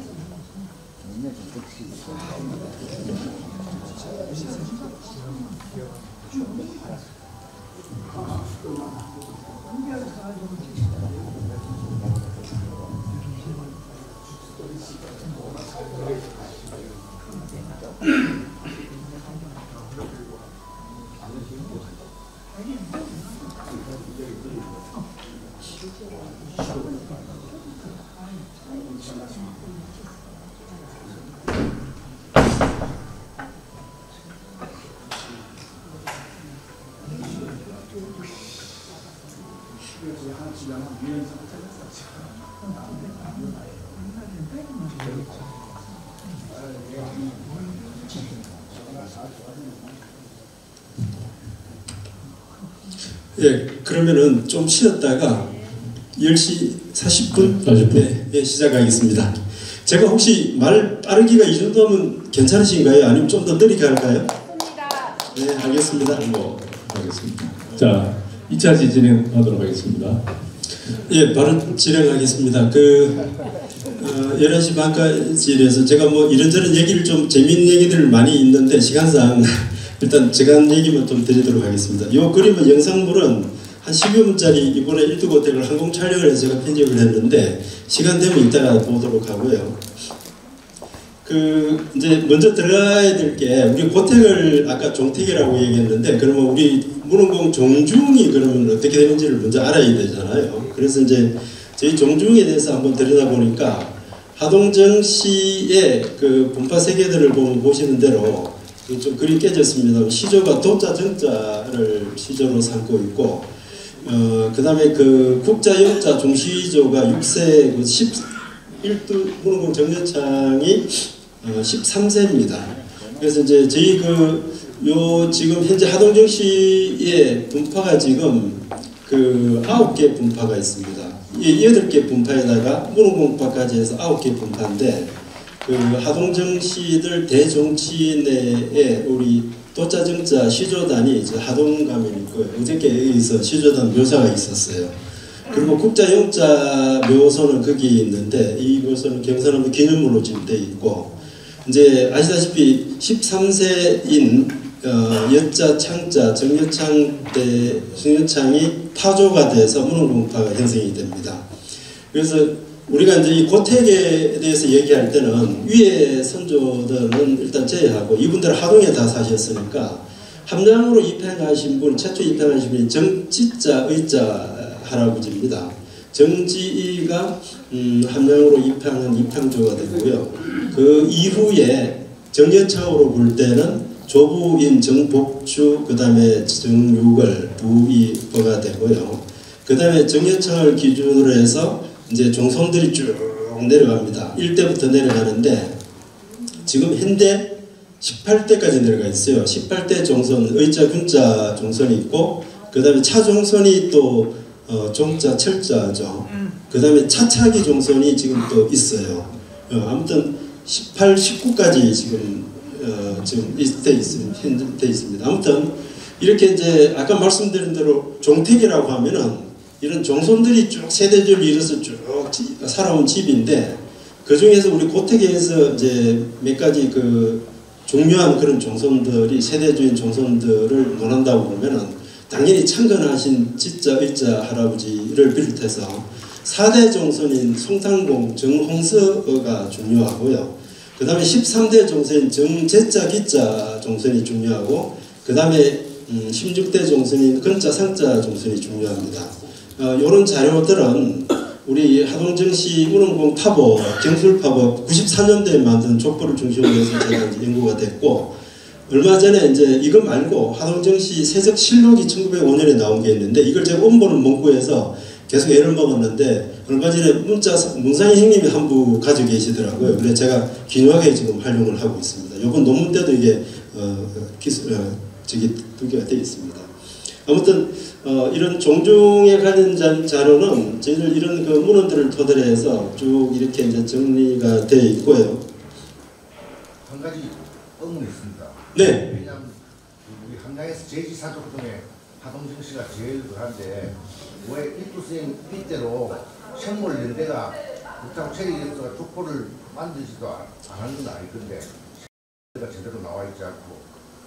잠깐 말씀드릴게요. 아시다시피 1300년 고려 후기, 1400년대 조선 초기에는 족보로 볼 때는 가도기로 넘어갑니다. 아시다시피 고려 때도 족보가 있었는데 조선 건국 이후에 1400년도, 500년대에 들어가면 성리학을 기준으로 해서 종법 체계가 들어오면서 족보를 관리하는 방식이 달라져요.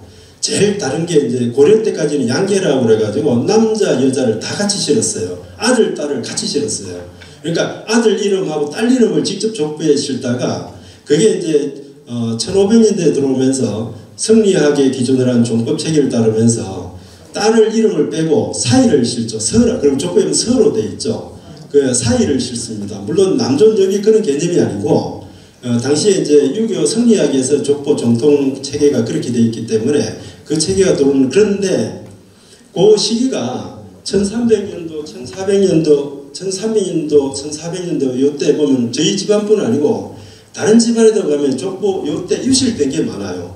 왜 그러냐면은 그 족보 체계가 달라지면서 조선 중후기로 넘어오면서 족보가 저희도 30년에 한 번씩 쭉 만들어져 왔는데 그전에 그렇게까지 안 만들었던 것 같아요. 그러다 보니까 그런 족보를 만드는 방식이 바뀌면서 그 당시에 저희 집안뿐 아니고 다른 집안에도 보면은 유실된 게 많다. 그래서 저희도 보면은 정자, 지자 할아버지가 우리 여기 하동시 파종보에는 보면은 독자로 되어 있는데 세적실록에 보면은 밑에 동생분이 2분 더 있어요. 그런 것들이 차이가 나는 이유가 우리뿐 아니고 다른 데도 그렇다라고 보시면 됩니다. 그 다음에 이제 지금까지 말씀드린 걸 쭉 한번 정리해서 말씀드리면은 이게 역사적으로 같이 보셔야 되거든요. 고려말 조선이 개국한 이후에 조선 중기, 요 조선 중기는 임진왜란을 기준으로 보시면 됩니다. 요즘 드라마에 나오는 임진왜란, 병자호란 요걸 근거로 해가지고 고건축적으로는 굉장히 변화가 많이 일어납니다. 그리고 이제 임진왜란으로 인해가지고 오늘 저희들이 그동안에 몰랐던 사실 하나 제가 알게 드릴 건데 우리 고택에도 굉장히 큰 변화 하나 있었어요. 그리고 이제 조선 후기 일제강점기로 가는데 좀 전에 말씀드린 정지 입향조 때는 사실 그 이후에는 하동에서 전부 향리로, 그 당시에 중소지주층이라고 그러죠. 지역에서 어떤 재력을 가지고 있으면서 당시의 신학문인 성리학을 받아들이면서 새로운 주도 세력으로 이제 지역에 성장하는데 국자용자 할아버지까지는 하동의 향리이고 저거였어요. 그리고 이제 지자 할아버지가 지이 할아버지가 여기 함양으로 입양하면서 함양에 오면서 이후에 조선 건국 이후에 여자 상자 할아버지 문흥공 할아버지 때 와서 사대부 양반으로 신분 지위가 한 단계 더 이제 변화가 됩니다. 그리고 사대부 양반이 쭉 유지가 됩니다.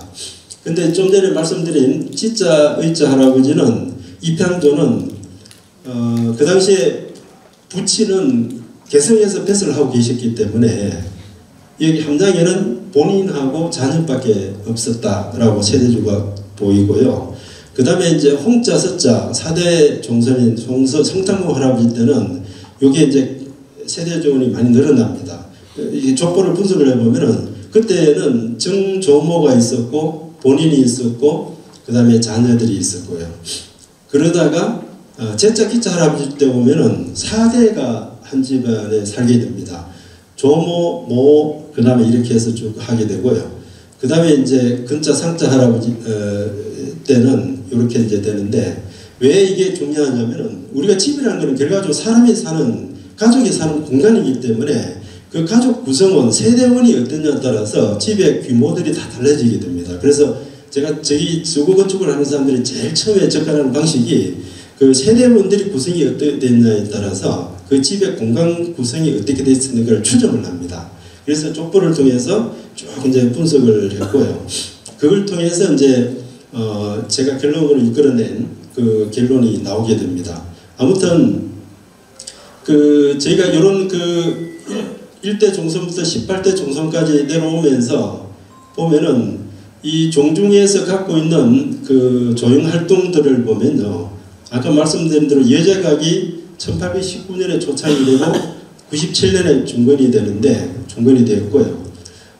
또 한 가지는 그 지금 최근에 대고대라는 데 아시죠? 대고대 예전에 보면 산항제라는 이런 그 건물이 하나 있었어요. 그리고 위에 바위 쪽에는 청건쟁이라는 정자가 조그마한 게 있었는데 요 대고대 산항제는 이따 말씀드리겠습니다만은 고택의 앞체에 있는 외부에 부속된 건물을 뜯어다가 그걸 지은 겁니다.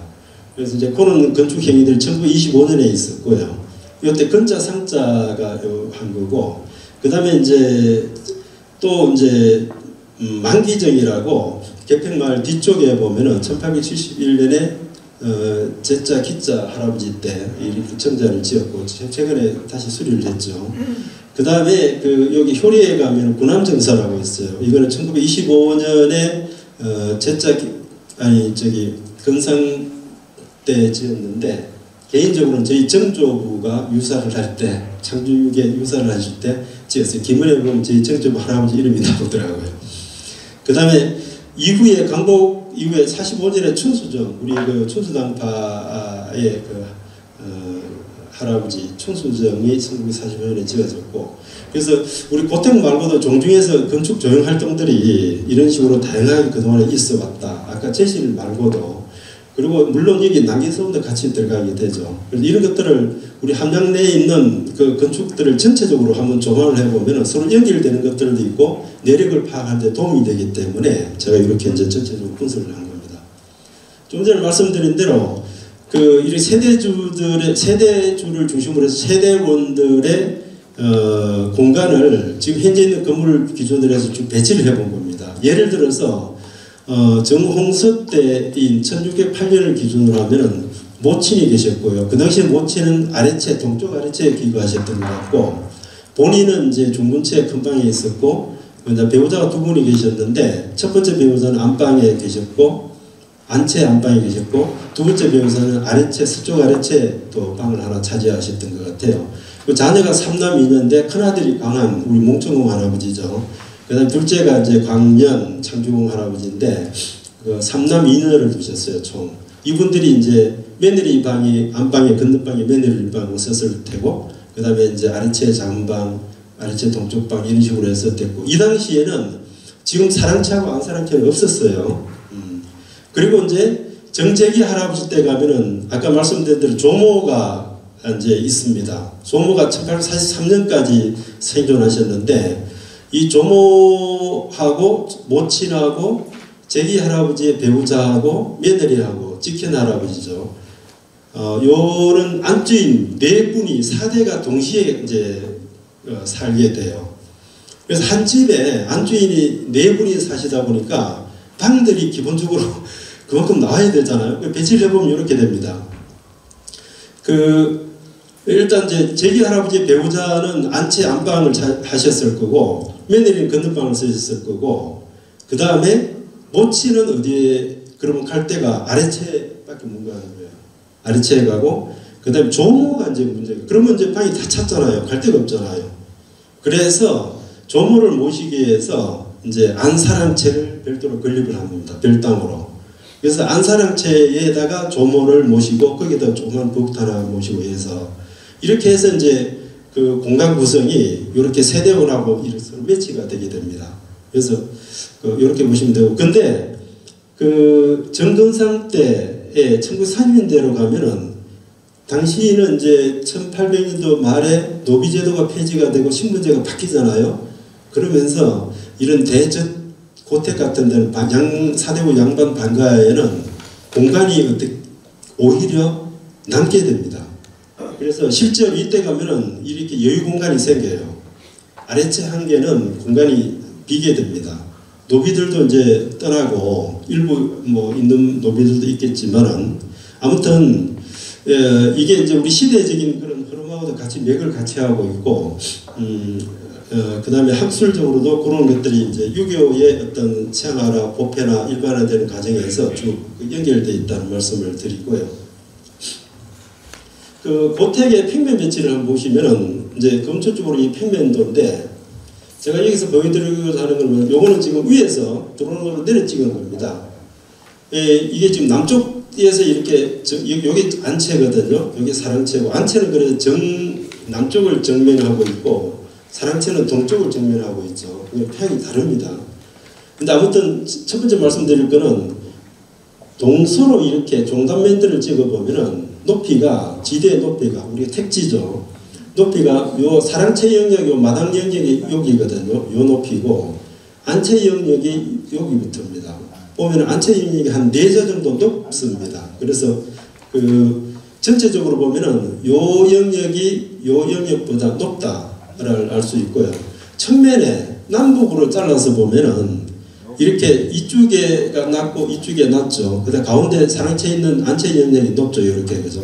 그림 좀 작아서 보시기 뭐한데 그래서 이걸 다른 말로 하면은 꼭 이렇게 이게 원래 구릉지였는데 요 안채 사상채 요 중심 이걸 중심으로 해가지고 바가지를 엎어놓은 같이 이렇게 볼록하게 이렇게 형성이 되어 있다는 겁니다. 그래서 이 지대가 왜 중요하면은 건물들을 앉힐 때 그 위치를 정할 때 굉장히 중요하거든요. 근데 우리 고택, 일두고택에 지금 집이 몇 칸이나 될 것 같습니까? 우리가 일반적으로 몇 칸집 얘기하죠? 72칸.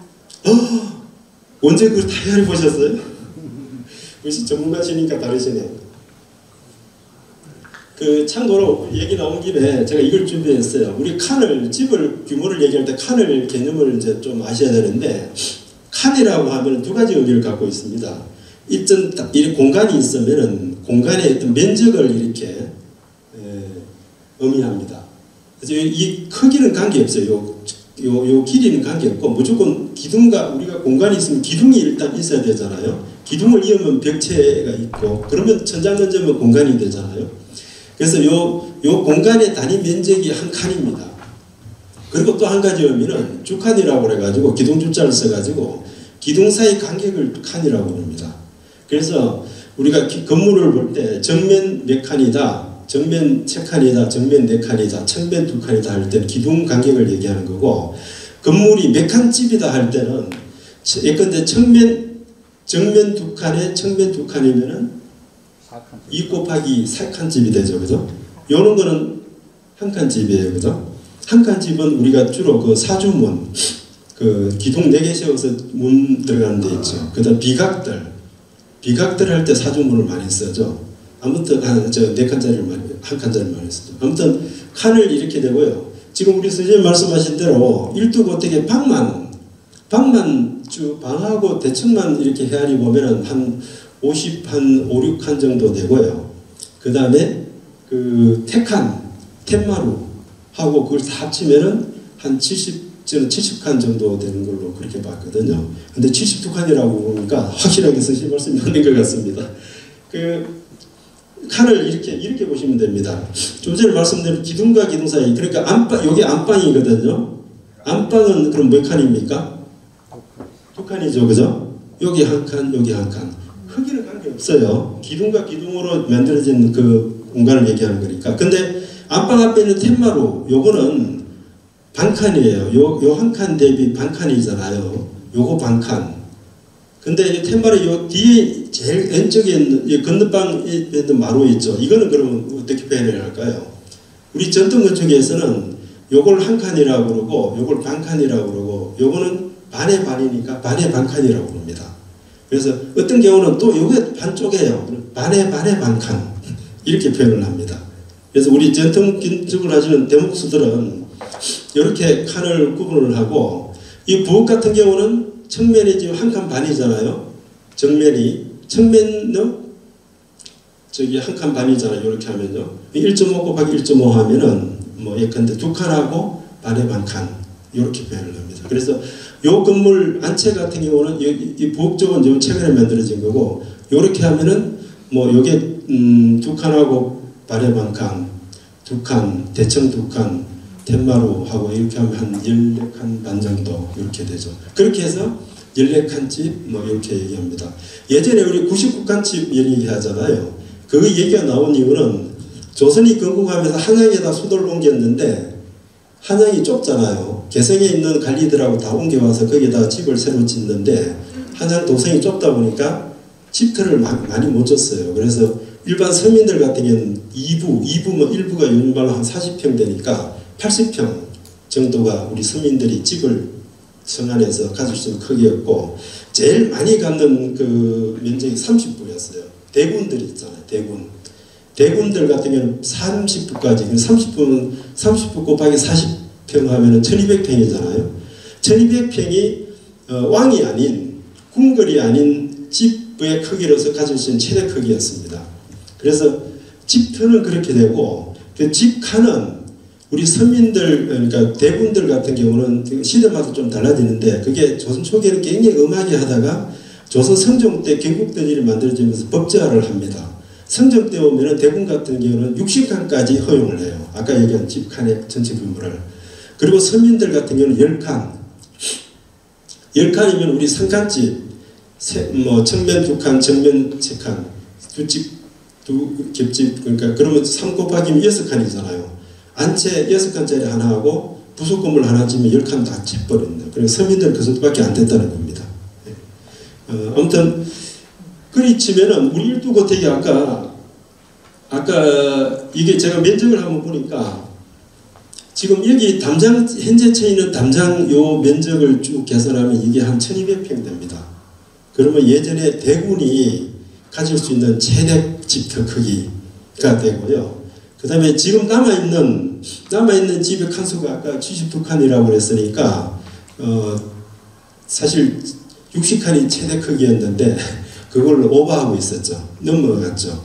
근데 실제로 한양에서는 그게 굉장히 강하게 규제가 됐는데, 지방으로 오면 그게 잘 안 지켜져요. 왜냐면은, 아까도 누가 여쭤보셨는데, 당시에 그 지방에는 그 지방에 있는 지역에 있는 그런 세력가들은 제지 기반한 그런 이런 문정리나 이런 데는 그 중소지주층이라고 그러잖아요.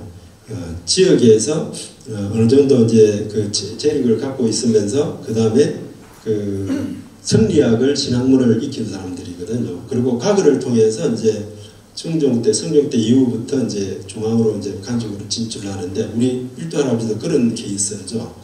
아무튼 그때 지역에는 사실 이런 게 잘 안 지켜졌어요. 그래서 우리 고택도 일단 말씀드리겠습니다만은 사실은 이거보다도 지금 남아있는 게 요만큼인데 이거보다도 훨씬 더 초기에는 창건 때는 컸을 거다라고 추정을 하는데 그걸 정확하게 밝힌 거는 현재 문헌상 남아있는 문헌이 별로 없어서 좀 한계가 있습니다. 그래서 참고로 이런 칸 개념도 정확하게 좀 알아주시면 참고로 좋습니다. 어디 가면 건물 보고 저게 몇 칸집이다 이렇게 보시면 됩니다. 넘어가겠습니다. 그리고 하나 또 추가로 제가 전통 건축을 하니까 우리가 전통 건축물의 궁궐만 얘기하는데 우리가 목조로 지은 우리 한옥들도 전부 다 전통 건축물이죠. 전통 건축이죠. 현대에 와서 일제시대 때 초기에 1900년 초에 시멘트가 들어오면서 이제 시멘트를 이용한 건축 재료가 이제 나오면서 그 다음에 이후에 철근 같은 걸 이용한 철근 콘크리트 구조가 나오면서 지금은 이제 현대 건물이 많이 발전이 됐는데 예전에는 전부 다 목재하고 흙으로 다 지었어요. 돌하고. 그래서 이 전통 건축물의 종류가 좀 나눠볼 수가 있습니다. 우리가 일반적으로 제일 많이 하는 전이라는 뒤를 붙이죠. 전이 뭐냐면 우리 경복궁 건정전이거든 이게요. 예, 궁궐에서 주로 전을 많이 씁니다. 그리고 이제 사찰에서 전을 많이 써요. 대웅전, 이거는 해인사 원당함의 보광전, 보광전이 미륵불, 무슨 그죠? 또 잊어버렸다. 그 다음에 당이 있어요. 당하고 합은 거의 비슷한데, 요게 뭐냐면 우리 향교의 명륜당입니다. 그리고 요거는 지금 남계손의 명성당이거든요. 여러분들 향교하고 저기 뭡니까? 서원은 많이 구분을 할 수 아시죠, 그죠? 향교는 옛날에 공립학교라고 보시면 되고, 서원은 사립이라고 보면 됩니다. 근데 건축 구조가 많이 다르죠. 이게 딱, 이 향교는 명륜당이 어디 가도, 어떤 학교도 강당은 전부 다 명륜당으로 다 써요. 그런데 서원은 이 강당의 이름이 서원마다 다 다르죠. 우리 그 태계, 이학스 도산서원 가면 정교당이라고 그러고, 여기 도동서원 가면 중정당이라고 그러고, 각 그 당호들이 다 다릅니다. 근데 향교는 어디 가도 명륜당이에요. 그 다음에 헌이 있어요. 헌은 뭐냐면 강릉 오죽헌 같이 헌도 이렇게 살림집에서도 많이 씁니다. 물론 궁궐에서도 헌을 많이 쓰고요. 그 다음에 누각, 어제 우리 이사님 누정하셨는데 누는 각은 뭐냐면 2층으로 된 중층집 이상을 누 또는 각이라고 보시면 됩니다. 그래서 이건 경복궁 경혜루인데 저희 전통 건축하는 사람들은 어디까지 하면 저는 경혜루가 2층 중층 건물로서 우리나라에서 가장 큰 건물이거든요. 저거 설계도를 그냥 다 눈 안 보고 다 그릴 수 있어야 됩니다. 그 얘기는 전통 건축물은 수리할 때 해체 단위거든요. 현대 건축은 건물을 철거해버리고 새로 지으면 되지만은 전통 건축물은 그리 안 하죠. 해체해서 다시 조립을 하죠. 부분되는 문제만 꽂혀가지고. 그래서 저희는 이런 설계도를 다 그릴 수가 있습니다. 눈 안 보고도. 그 다음에 이제 정이 있어요. 우리가 소위 말해 정자라고 그러죠. 어제 우리 이사장님 강의하실 때 여기 분자정입니다. 이 분자정 같은 이런 정자를 정이라고 그러고, 그 다음에 이제 우리 누를 얘기할 때 우리 함양은 굉장히 중요한 건축물 두 가지가 있습니다. 여기 안에 있는 광풍루, 어제 말씀드린 광풍루, 이거는 직접 우리 일두 할아버지가 현감으로 계실 때 저걸 준수를 하셨죠. 그 다음에 우리 여기 업에 있는 학사로, 요 두 개 누각은 우리 한국 건축사 교과서에서 나오는 아주 유명한 건물들입니다. 우리는 잘 모르는데 지역에 있는 분들은. 그래서 굉장히 물론 학사로 같은 경우는 좀 풍파를 많이 거쳤죠. 근데 아무튼 건축 형식이나 구조나 이런 것들이 굉장히 의미가 있는 건물들이고, 그 다음에 사는 우리가 정사라고 많이 표현을 하는데, 요거는 이제 우리 구남정사입니다. 효리에 있는 수동. 그래서 누, 정, 사 이런 건물들이 있다고 보시면 되고요. 그 다음에 또 있어요. 재, 무, 관, 랑이 있는데, 재는 뭐냐면 집재자를 써서, 이거는 서원에 가면은 동제서제하죠. 이 남계선에는 동쪽에 있는 걸 양정제, 오른쪽에, 왼쪽에 뭡니까? 서쪽에 있는 걸 보인제라고 그러는데, 양정, 바르게 키운다는 양정제가 이런 걸 제라고 그러고, 그 다음에 향교에 가면은 제라 그러지 않고 무라고 그럽니다. 동무서무. 동쪽에는 중국의 선현들 많이 들어가고, 서무에는 우리 아동 18년이 주로 많이 들어가게 되죠. 향교마다 규모에 따라 좀 다른데. 그 다음에 관이 있어요. 관은 우리 통례에 가면 세변관인데 주로 관에서 이렇게 건물을 지을 때 관을 많이 붙입니다. 그리고 랑도 있어요. 우리 행랑 같은 거.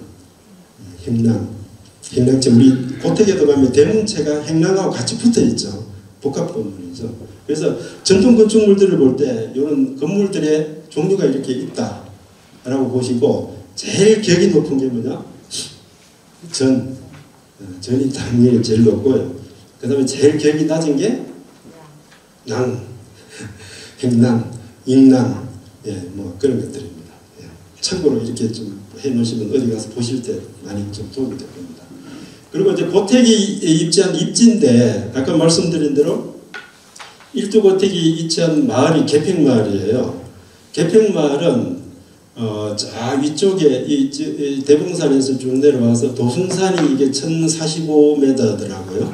도승산을 주산으로 해가지고 쭉 용이 내려옵니다. 내려와서 요 마을 요 뒤에 여기 만기정 요쯤 되는데 요 뒤에 조그만 봉우리가 형성이 되고 그다음 고택이 요 정도 되는데 요쯤 와서 등고선을 보면 이렇게 여기 지금 잘 안 나타나는 여기 등고선이거든요. 요 등고선이 이렇게 보면 아까 이게 바가지걸 푸는 같이 동그랗게 되어 있죠. 그 다음에 개천이 이렇게 저 덕암에서 내려오는 이렇게 왼쪽에서 내려오는 개천이 있고 요 오른쪽에서 하나 또 여기서부터 내려오죠. 이 개천이 이름이 뭐죠? 네? 옥개천. 네. 요 개천이 두 개가 여기서 마을 앞에서 합수를 합니다. 그죠? 합수를 하고 물이 빠져나는 요걸 우리가 수구라고 그러죠. 물이 빠져나는 구멍이라고 하죠. 수구가 나가서 요게 쭉 나가서 어디로 갑니까? 남계천으로 가죠. 그래서 안에는 내천하고 외천에 남계천이 만나는데 이 풍수지리적으로 기똥찬 제가 속된 말 써서 죄송한데 진짜 명당 중에 명당이에요. 제가 전통건축을 연구할 때 저희들 전통건축 연구하는 사람들은 최초로 풍수지리학을 기본적으로 공부를 합니다. 풍수지리학을 제가 배워보니 고대에서 최초로 풍수지리학으로 박사학위를 받은 박시익 교수라고 예전에 방송에도 많이 나왔던 분인데 그분이 제 스승이신데 지금도 서울에서 연구소를 가지고 운영을 하고 계세요. 제가 처음에 가서 인사를 드리니까 고대 또 선배시고 해서 인사를 드리니까 하시는 말씀이 함양 일두 후손이라고 그러니까 당신은 무슨 공부를 하느냐 함양하면 그 개평마을하고 그 우리 일두 매국 가면 거기가 교과서에 다 나와 있는데 그거 보면 되는데 그런 식으로 굉장히 부러워하시더라고요. 저를 갖다가 저는 어릴 때 그런 걸 모르고 그냥 살았잖아요. 그게 좋은 줄도 모르고 근데 아무튼 명당 중에 명당지입니다. 이 보시면 이 풍수지리학에서 얘기하는 이런 그 조산부터 쭉 내려와서 도승산을 비롯해서 자청용, 무백고, 그 다음에 자도 우수에서 쭉 물이 이렇게 만나서 앞산, 안산도 있고요. 이렇게 해서 모든 형국을 다 갖추고 있는 그런 그 길지다. 그래서 개평이 앞으로도 좋은 인물들이 좋은 그 기가 많이 살아 있을 거다. 우리 남한에 지금 전통적으로 좋은 마을이 한 100여 곳 있어요. 제가 거의 답사를 다 해봤거든요. 제 연구하는 사람들이. 근데 실제로 가보면은 다릅니다. 과학적으로도 검증될 것들이 많아요. 좋은 마을때 좋은 집들 가보면은 확실히 그 저희들이 그 지구 자기장을 가지고 측정하는 방식이 있는데 달라요. 아무튼 그건 시간 되면 다음에 또 말씀드리고 아무튼 제가 볼 때 여기가 뭡니까? 안동 하회마을이죠. 유승용 선생이 양진당하고 있는 그 고택도 아주 좋은 고택이죠. 그 안동 하회마을이 소위 말해서 해돌이마을이라고 그러잖아요. 우리 그 연화부수형이라고 그러는데 남한에서 길지 중에 길지고 그 다음에 이게 뭐냐면 그 그림이 잘 안 나오는데 경주 양동마을이에요.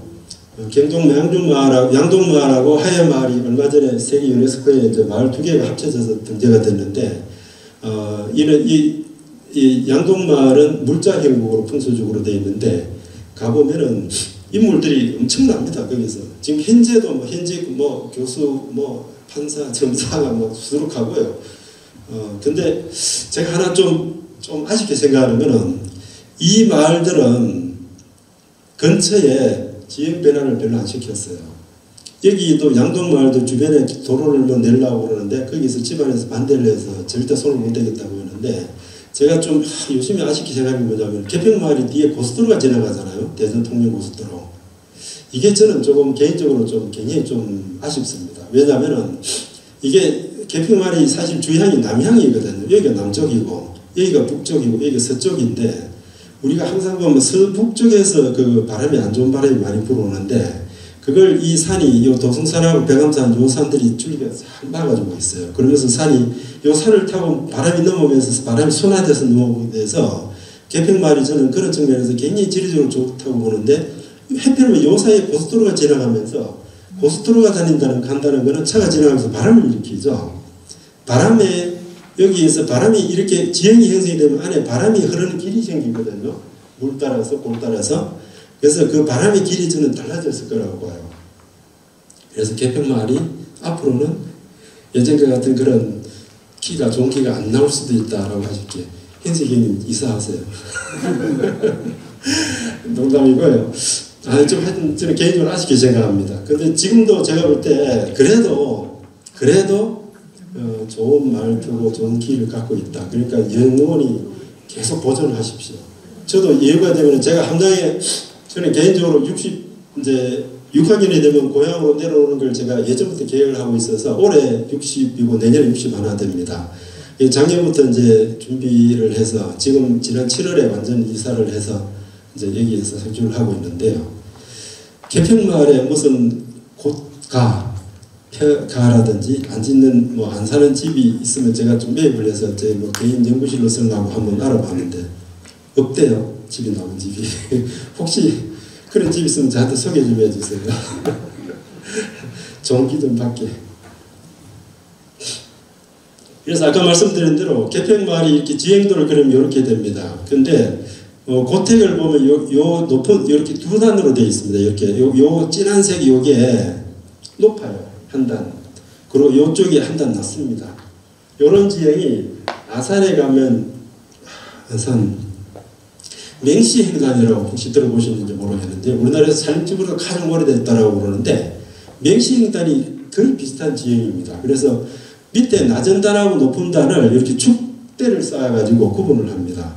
그래서 예전에는 요즘 같으면 이걸 전부 다 그냥 평탄한 처리 싹 밀어버리고 그냥 평탄화해서 집을 지었을 텐데 예전에 우리 선조님들 그렇게 하지 않고 지형을 그대로 살려서 불과 그 3-4자 높이 단차인데 그걸 그대로 이용을 했어요. 그래서 축담을 쌓아서 석축을 쌓아가지고 자연스럽게 이용을 해서 밑에 낮은 단하고 위에 높은 지대를 두 개를 나눠서 이렇게 지형을 택지를 기반을 쳐서 행성을 했다라고 보시면 됩니다.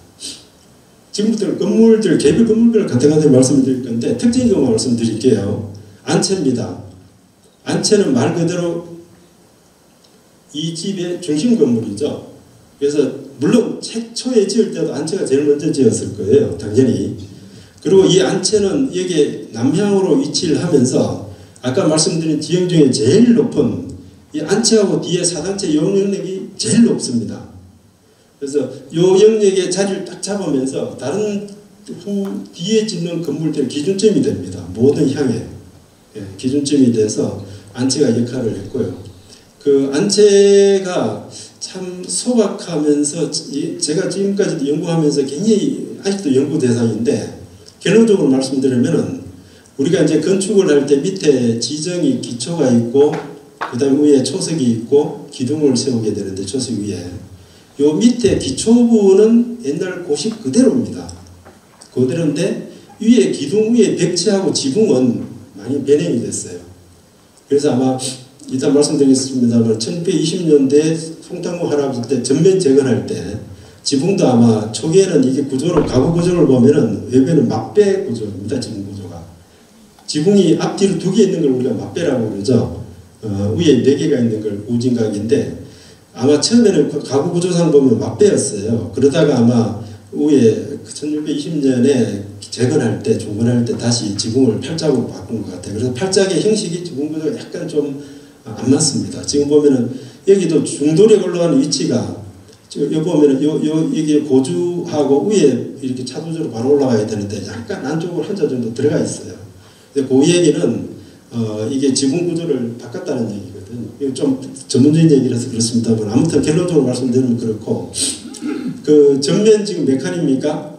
1칸, 2칸, 3칸, 4칸, 5 그러니까 안방 2칸, 대청 2칸, 건방 1칸 반, 부엌 1칸 반 이렇게 전면 그래서 총 전면 4칸, 6칸, 5칸, 1칸 반 되는데 7칸이죠. 그죠? 그렇게 해서 전면 7칸, 측면 1칸 반 이렇게 표현하면 되고요. 그래서 최고 중요한 기능 안방하고 며느리가 거주하는 건넌방이 동시에 있고요. 있고 그 다음에 대청이 이렇게 택마루 방칸 2개 포함해서 대청 2칸이 있습니다. 이 대청 2칸은 우리가 정침에서 예전에 제례를 행하는 아주 중요한 그런 공간이죠. 요 뒤에 사당에서 불친이 제사를 지낼 때 신주를 모시고 나와서 대청에서 신주를 설치하고 제사를 모십니다. 모든 사대국 방가에서 안채에서 이렇게 정침에서 재래를 행하는 데가 있고 일부 경북 안동 쪽에 가면은 재래를 행하는 별채를 다시 지어서 재래청을 지어서 또 하는 데도 있어요. 사랑채에서 하는데 반반 정도로 보시면 됩니다. 안채에서 재래를 모시는 데하고 사랑채에서 모시거나 별채에서 모시는 게 반반 정도 구성으로 보시면 됩니다. 그리고 또 한 가지 말씀드릴 거는 건넌방이에요.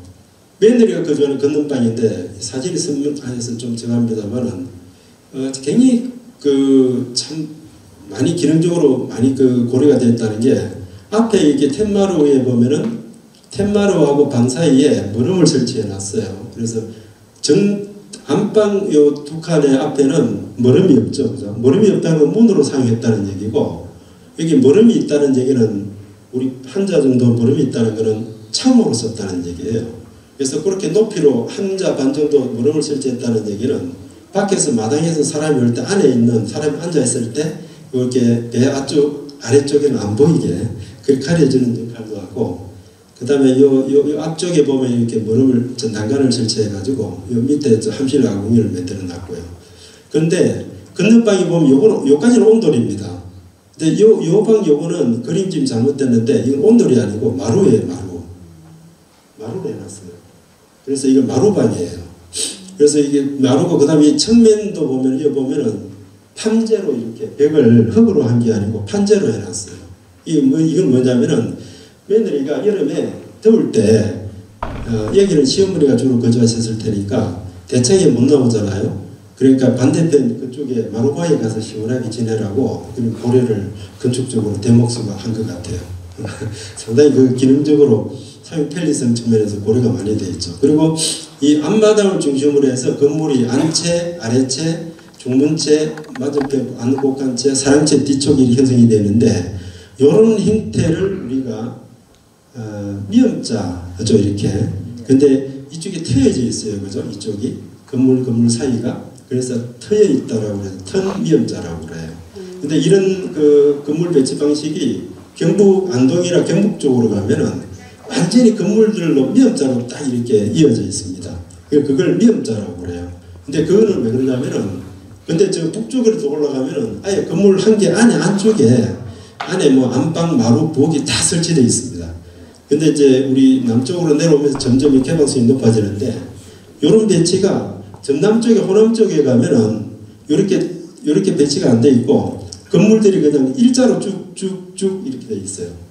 정읍의 김동수 과학 같은 데 가면은 그냥 일자로 사랑채부터 쭉쭉쭉 돼 있고 왜냐면은 평지가 많고 날이 기온이 따뜻하고 하니까 그렇게 했던 것 같아요.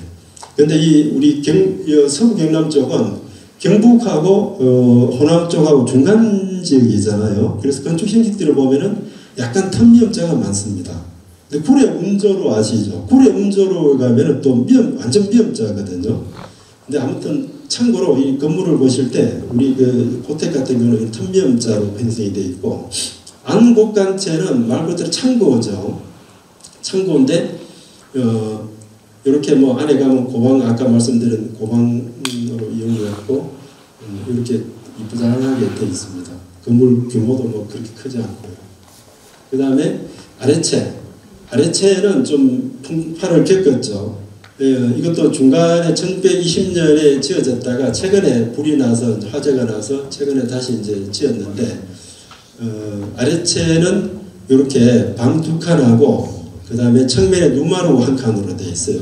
한 칸. 그래서 앞에 텐마루를 쭉 설치하고 이렇게 여기가 대청 눈마루로 만들었는데 이 양쪽으로 쭉 각쪽으로 창호를 뚫어가지고 그렇게 창호로 만들어놨고 그 다음에 중문채는 사실 이 고택 중에서 옛 고식이 가장 많이 남아있는 게 이 중문채입니다. 이게 이제 고려 때 전형적인 살림집 구조거든요. 그래서 보실 때 어떻게 보시면 되냐면은 방이 있지 않습니까? 이 방이 지금 침방 걸방 두 개 방이 있는데 방에 방 앞에 텐마루가 없는 거가 고려 때 살림집 양식이에요. 중문채를 보면 앞에도 텐마루가 없잖아요. 뒤가 여기 뒤쪽에도 텐마루가 없고 문 열면 바로 그냥 비단 섬돌이 있죠. 그래서 이게 이런 구조가 우리 지역에서 남아있는 게 산청 단계리가 박씨고가라고 해서 1600년대 초에 만들어졌는데 거기도 안채가 보면은 이런 구조하고 비슷하게 돼 있고 아까 누가 말씀하셨는데 거창에도 고가가 몇 채가 있는데 거창 갈계리에 가면 임천 선생 그 고가 생가도 가면은 이런 형태가 남아 있습니다. 그래서 우리 일두고택에는 안채는 아까 말씀드린 대로 기초는 초석은 초기 때인 거는 분명한데 백채는 좀 많이 변개가 됐고요. 근데 중문채는 요 초석하고 요 백채도 옷이 그대로 좀 남아 있습니다. 이 보면 중인방 같은 것들이 구조가 전부 다 고려 때의 그런 건축 형식이고요. 그다음에 말씀 나온 김에 하나 더 말씀드리면은 요거는 굉장히 구조 변화가 많이 된 게 초기에는 이렇게 됐던 것 같아요. 여기에 중문 대문간으로 썼고 여기 방이고 요 공간이 대청 두 칸이 있었고 여기 장방이 있었던 것 같아요. 근데 1620년대에 송창무 할아버지가 재건을 할 때 요 대청을 그 당시에는 이게 사랑채 외사였거든요. 초기에는. 근데 요 대청 하나를 요 공간을 방으로 만들고 그 다음에 그 여기에다가는 이제 요쪽으로 지금 현재 사랑채 자리에 동쪽 아래채를 하나 짓게 됩니다. 그래서 이 구조를 바꿉니다. 그래서 왜 그걸 흔적을 알 수 있냐면은 요 기둥이 있죠. 요 기둥이 다른 것들은 각주예요, 전부 다. 얘는 원주입니다. 원주. 그 얘기는 뭐냐면 요 두 칸이 요게 지금 대청으로 해서 대청 가운데를 원주를 많이 쓰거든요. 그래서 그런 것도 있고 위에 가구 구조도 보면은 이쪽 기둥들 보면은 안에 턱들이 굉장히 많아요. 뭐 중인방 찔렀던 이런 자국들이 흔적들이. 그래서 대충 그렇게 저는 추정을 하고 이번 논문에도 그렇게 된 걸로 제가 적을 했습니다. 그 다음에 이제 사당 가묘인데 가묘는 사실은 그 우리 고택에서 위계가 가장 높은 건물이죠. 건물 크기는 크지 않지만은 장식적인 차원에서 굉장히 제일 장식도도 높고 위주가 높습니다. 그래서 세 칸 앞에는 정면 세 칸인데 앞에 이렇게 마루 태칸을 이렇게 그냥 흙으로 하지 않고 마루를 설치해 놨고요. 안에 이제 이렇게 일두 정년창 부부의 그 신주를 모시고 있고 영정을 모시고 있고요. 이 영정이 근데 언제 했습니까?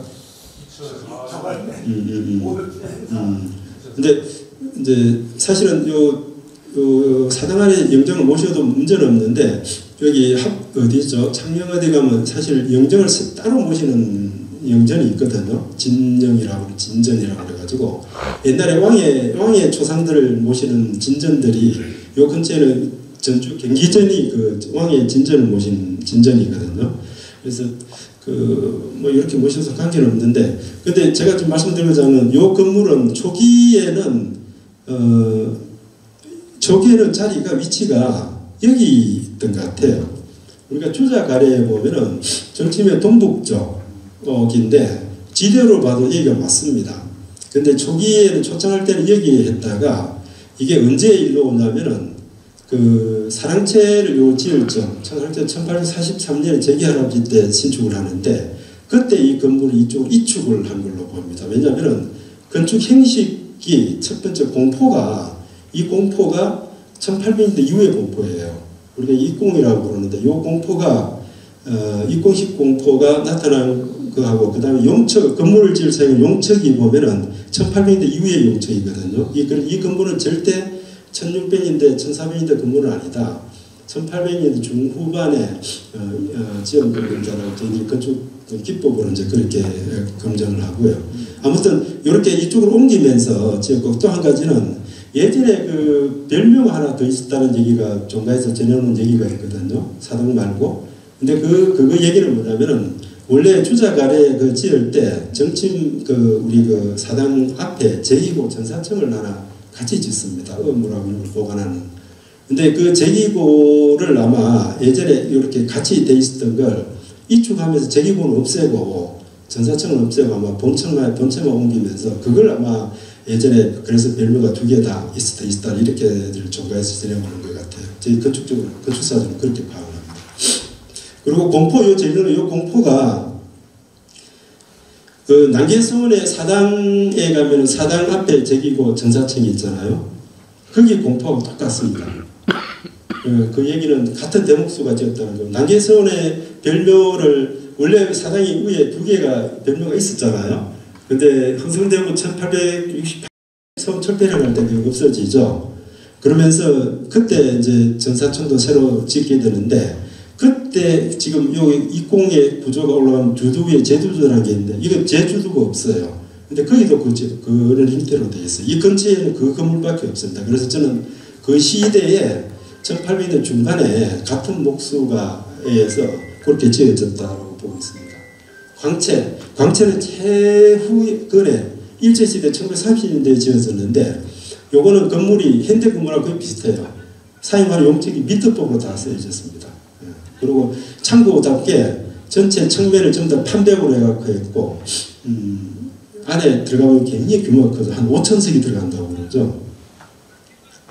그 다음에 이거는 이제 사랑채인데 뭐 시간이 없어서 사실 사랑채 할 얘기가 많은데 우리 대표 랜드마크죠. 우리 고택에.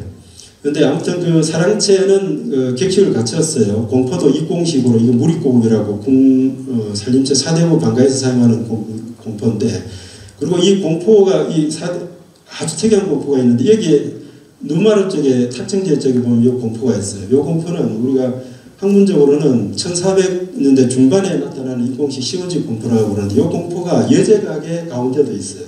근데 이 공포가 굉장히 귀합니다. 제가 전국에서 본 게 한 10회가 안 됩니다. 이 공포를 본 게. 그래서 이번에 여제가 심사받을 때도 심사위원들이 건축사 전문 교수들인데 이 공포를 제가 얘기를 했더니만 모르는 분이 2분이나 모르더라고요. 이 공포에 대해서. 그래서 제가 그걸 다시 내력을 다 말씀을 드리고 그렇게 했는데 아무튼 사랑채는 뭐 근데 이 사랑채가 이렇게 굉장히 가면은 굉장히 커 보이고 건물이 이렇게 뭐라고 그러나요? 이렇게 확 드러나 보이죠. 그 이유는 뭐냐면은 다른 건물들은 우리가 사용할 때 척을 사용할 때 모듈을 사용할 때 8자 모듈 8척을 썼어요. 다른 건물들. 근데 이 사랑채만이는 9자 모듈을 씁니다. 우리가 척이라고 용척이라고 그러면은 건물 지을 때 지금은 미터법에 따라서 몇 센치 몇 미리 하지만 예전에는 그런 게 없었죠. 그냥 목수마다 나는 한 척을 30cm를 하겠다. 어떤 사람은 35cm를 하겠다. 건물을 지을 때 자기들마다 그 용척이 다릅니다. 그래서 그 용척을 30cm 용척을 가지고 예컨대 8개를 할 거냐 9개를 할 거냐 이렇게 하거든요. 그래서 이제 이 사랑채는 그렇게 9개 모듈을 쓰다 보니까 건물 전체가 굉장히 화려하고 개방적이고 훤칠해 보인다라고 보시면 될 것 같습니다. 유일하게 우리 그 고택에서 건축 내력이 묵스가 남아있는 것이 사랑채입니다. 여기 보면은 상량문이 되어 있어요. 상량문이 보면은 잘 안 보이는데 입주를 한 날짜가 적혀 있고 상량한 날짜가 되어 있는데 여러분들 상량문을 보실 때 입주 상량이 된 게 있고 그냥 상량이 된 게 있어요. 입주 상량이 있다는 것은 기둥을 세우고 위에 지붕을 세웠다는 얘기고 그냥 상량만 써 있는 것은 기둥은 옛날 기둥을 이용하고 지붕만 새로 얹었다고 보시면 됩니다. 그래서 이 상량문만 보고도 이 건물이 어떤 형태로 지어졌는지가 저희는 이제 전문가들은 그렇게 추정을 할 수가 있죠. 그 다음에 이제 대문채. 대문채는 이게 이 건물은 뭐냐면은 남쪽에서 들어가는 진입하는 쪽이고 여기는 지금 북쪽 새로 나온 길에서 들어가는 진입로인데 이걸 우리 코사시라고 그러죠. 그래서 이게 사실은 좀 두 개 표현한 이유가 있다고 말씀드리고요. 이거 들어가면 우리가 이제 정력각이 1충, 충신 한 분하고 4분 효자 정력패를 이렇게 달아놨어요. 요거는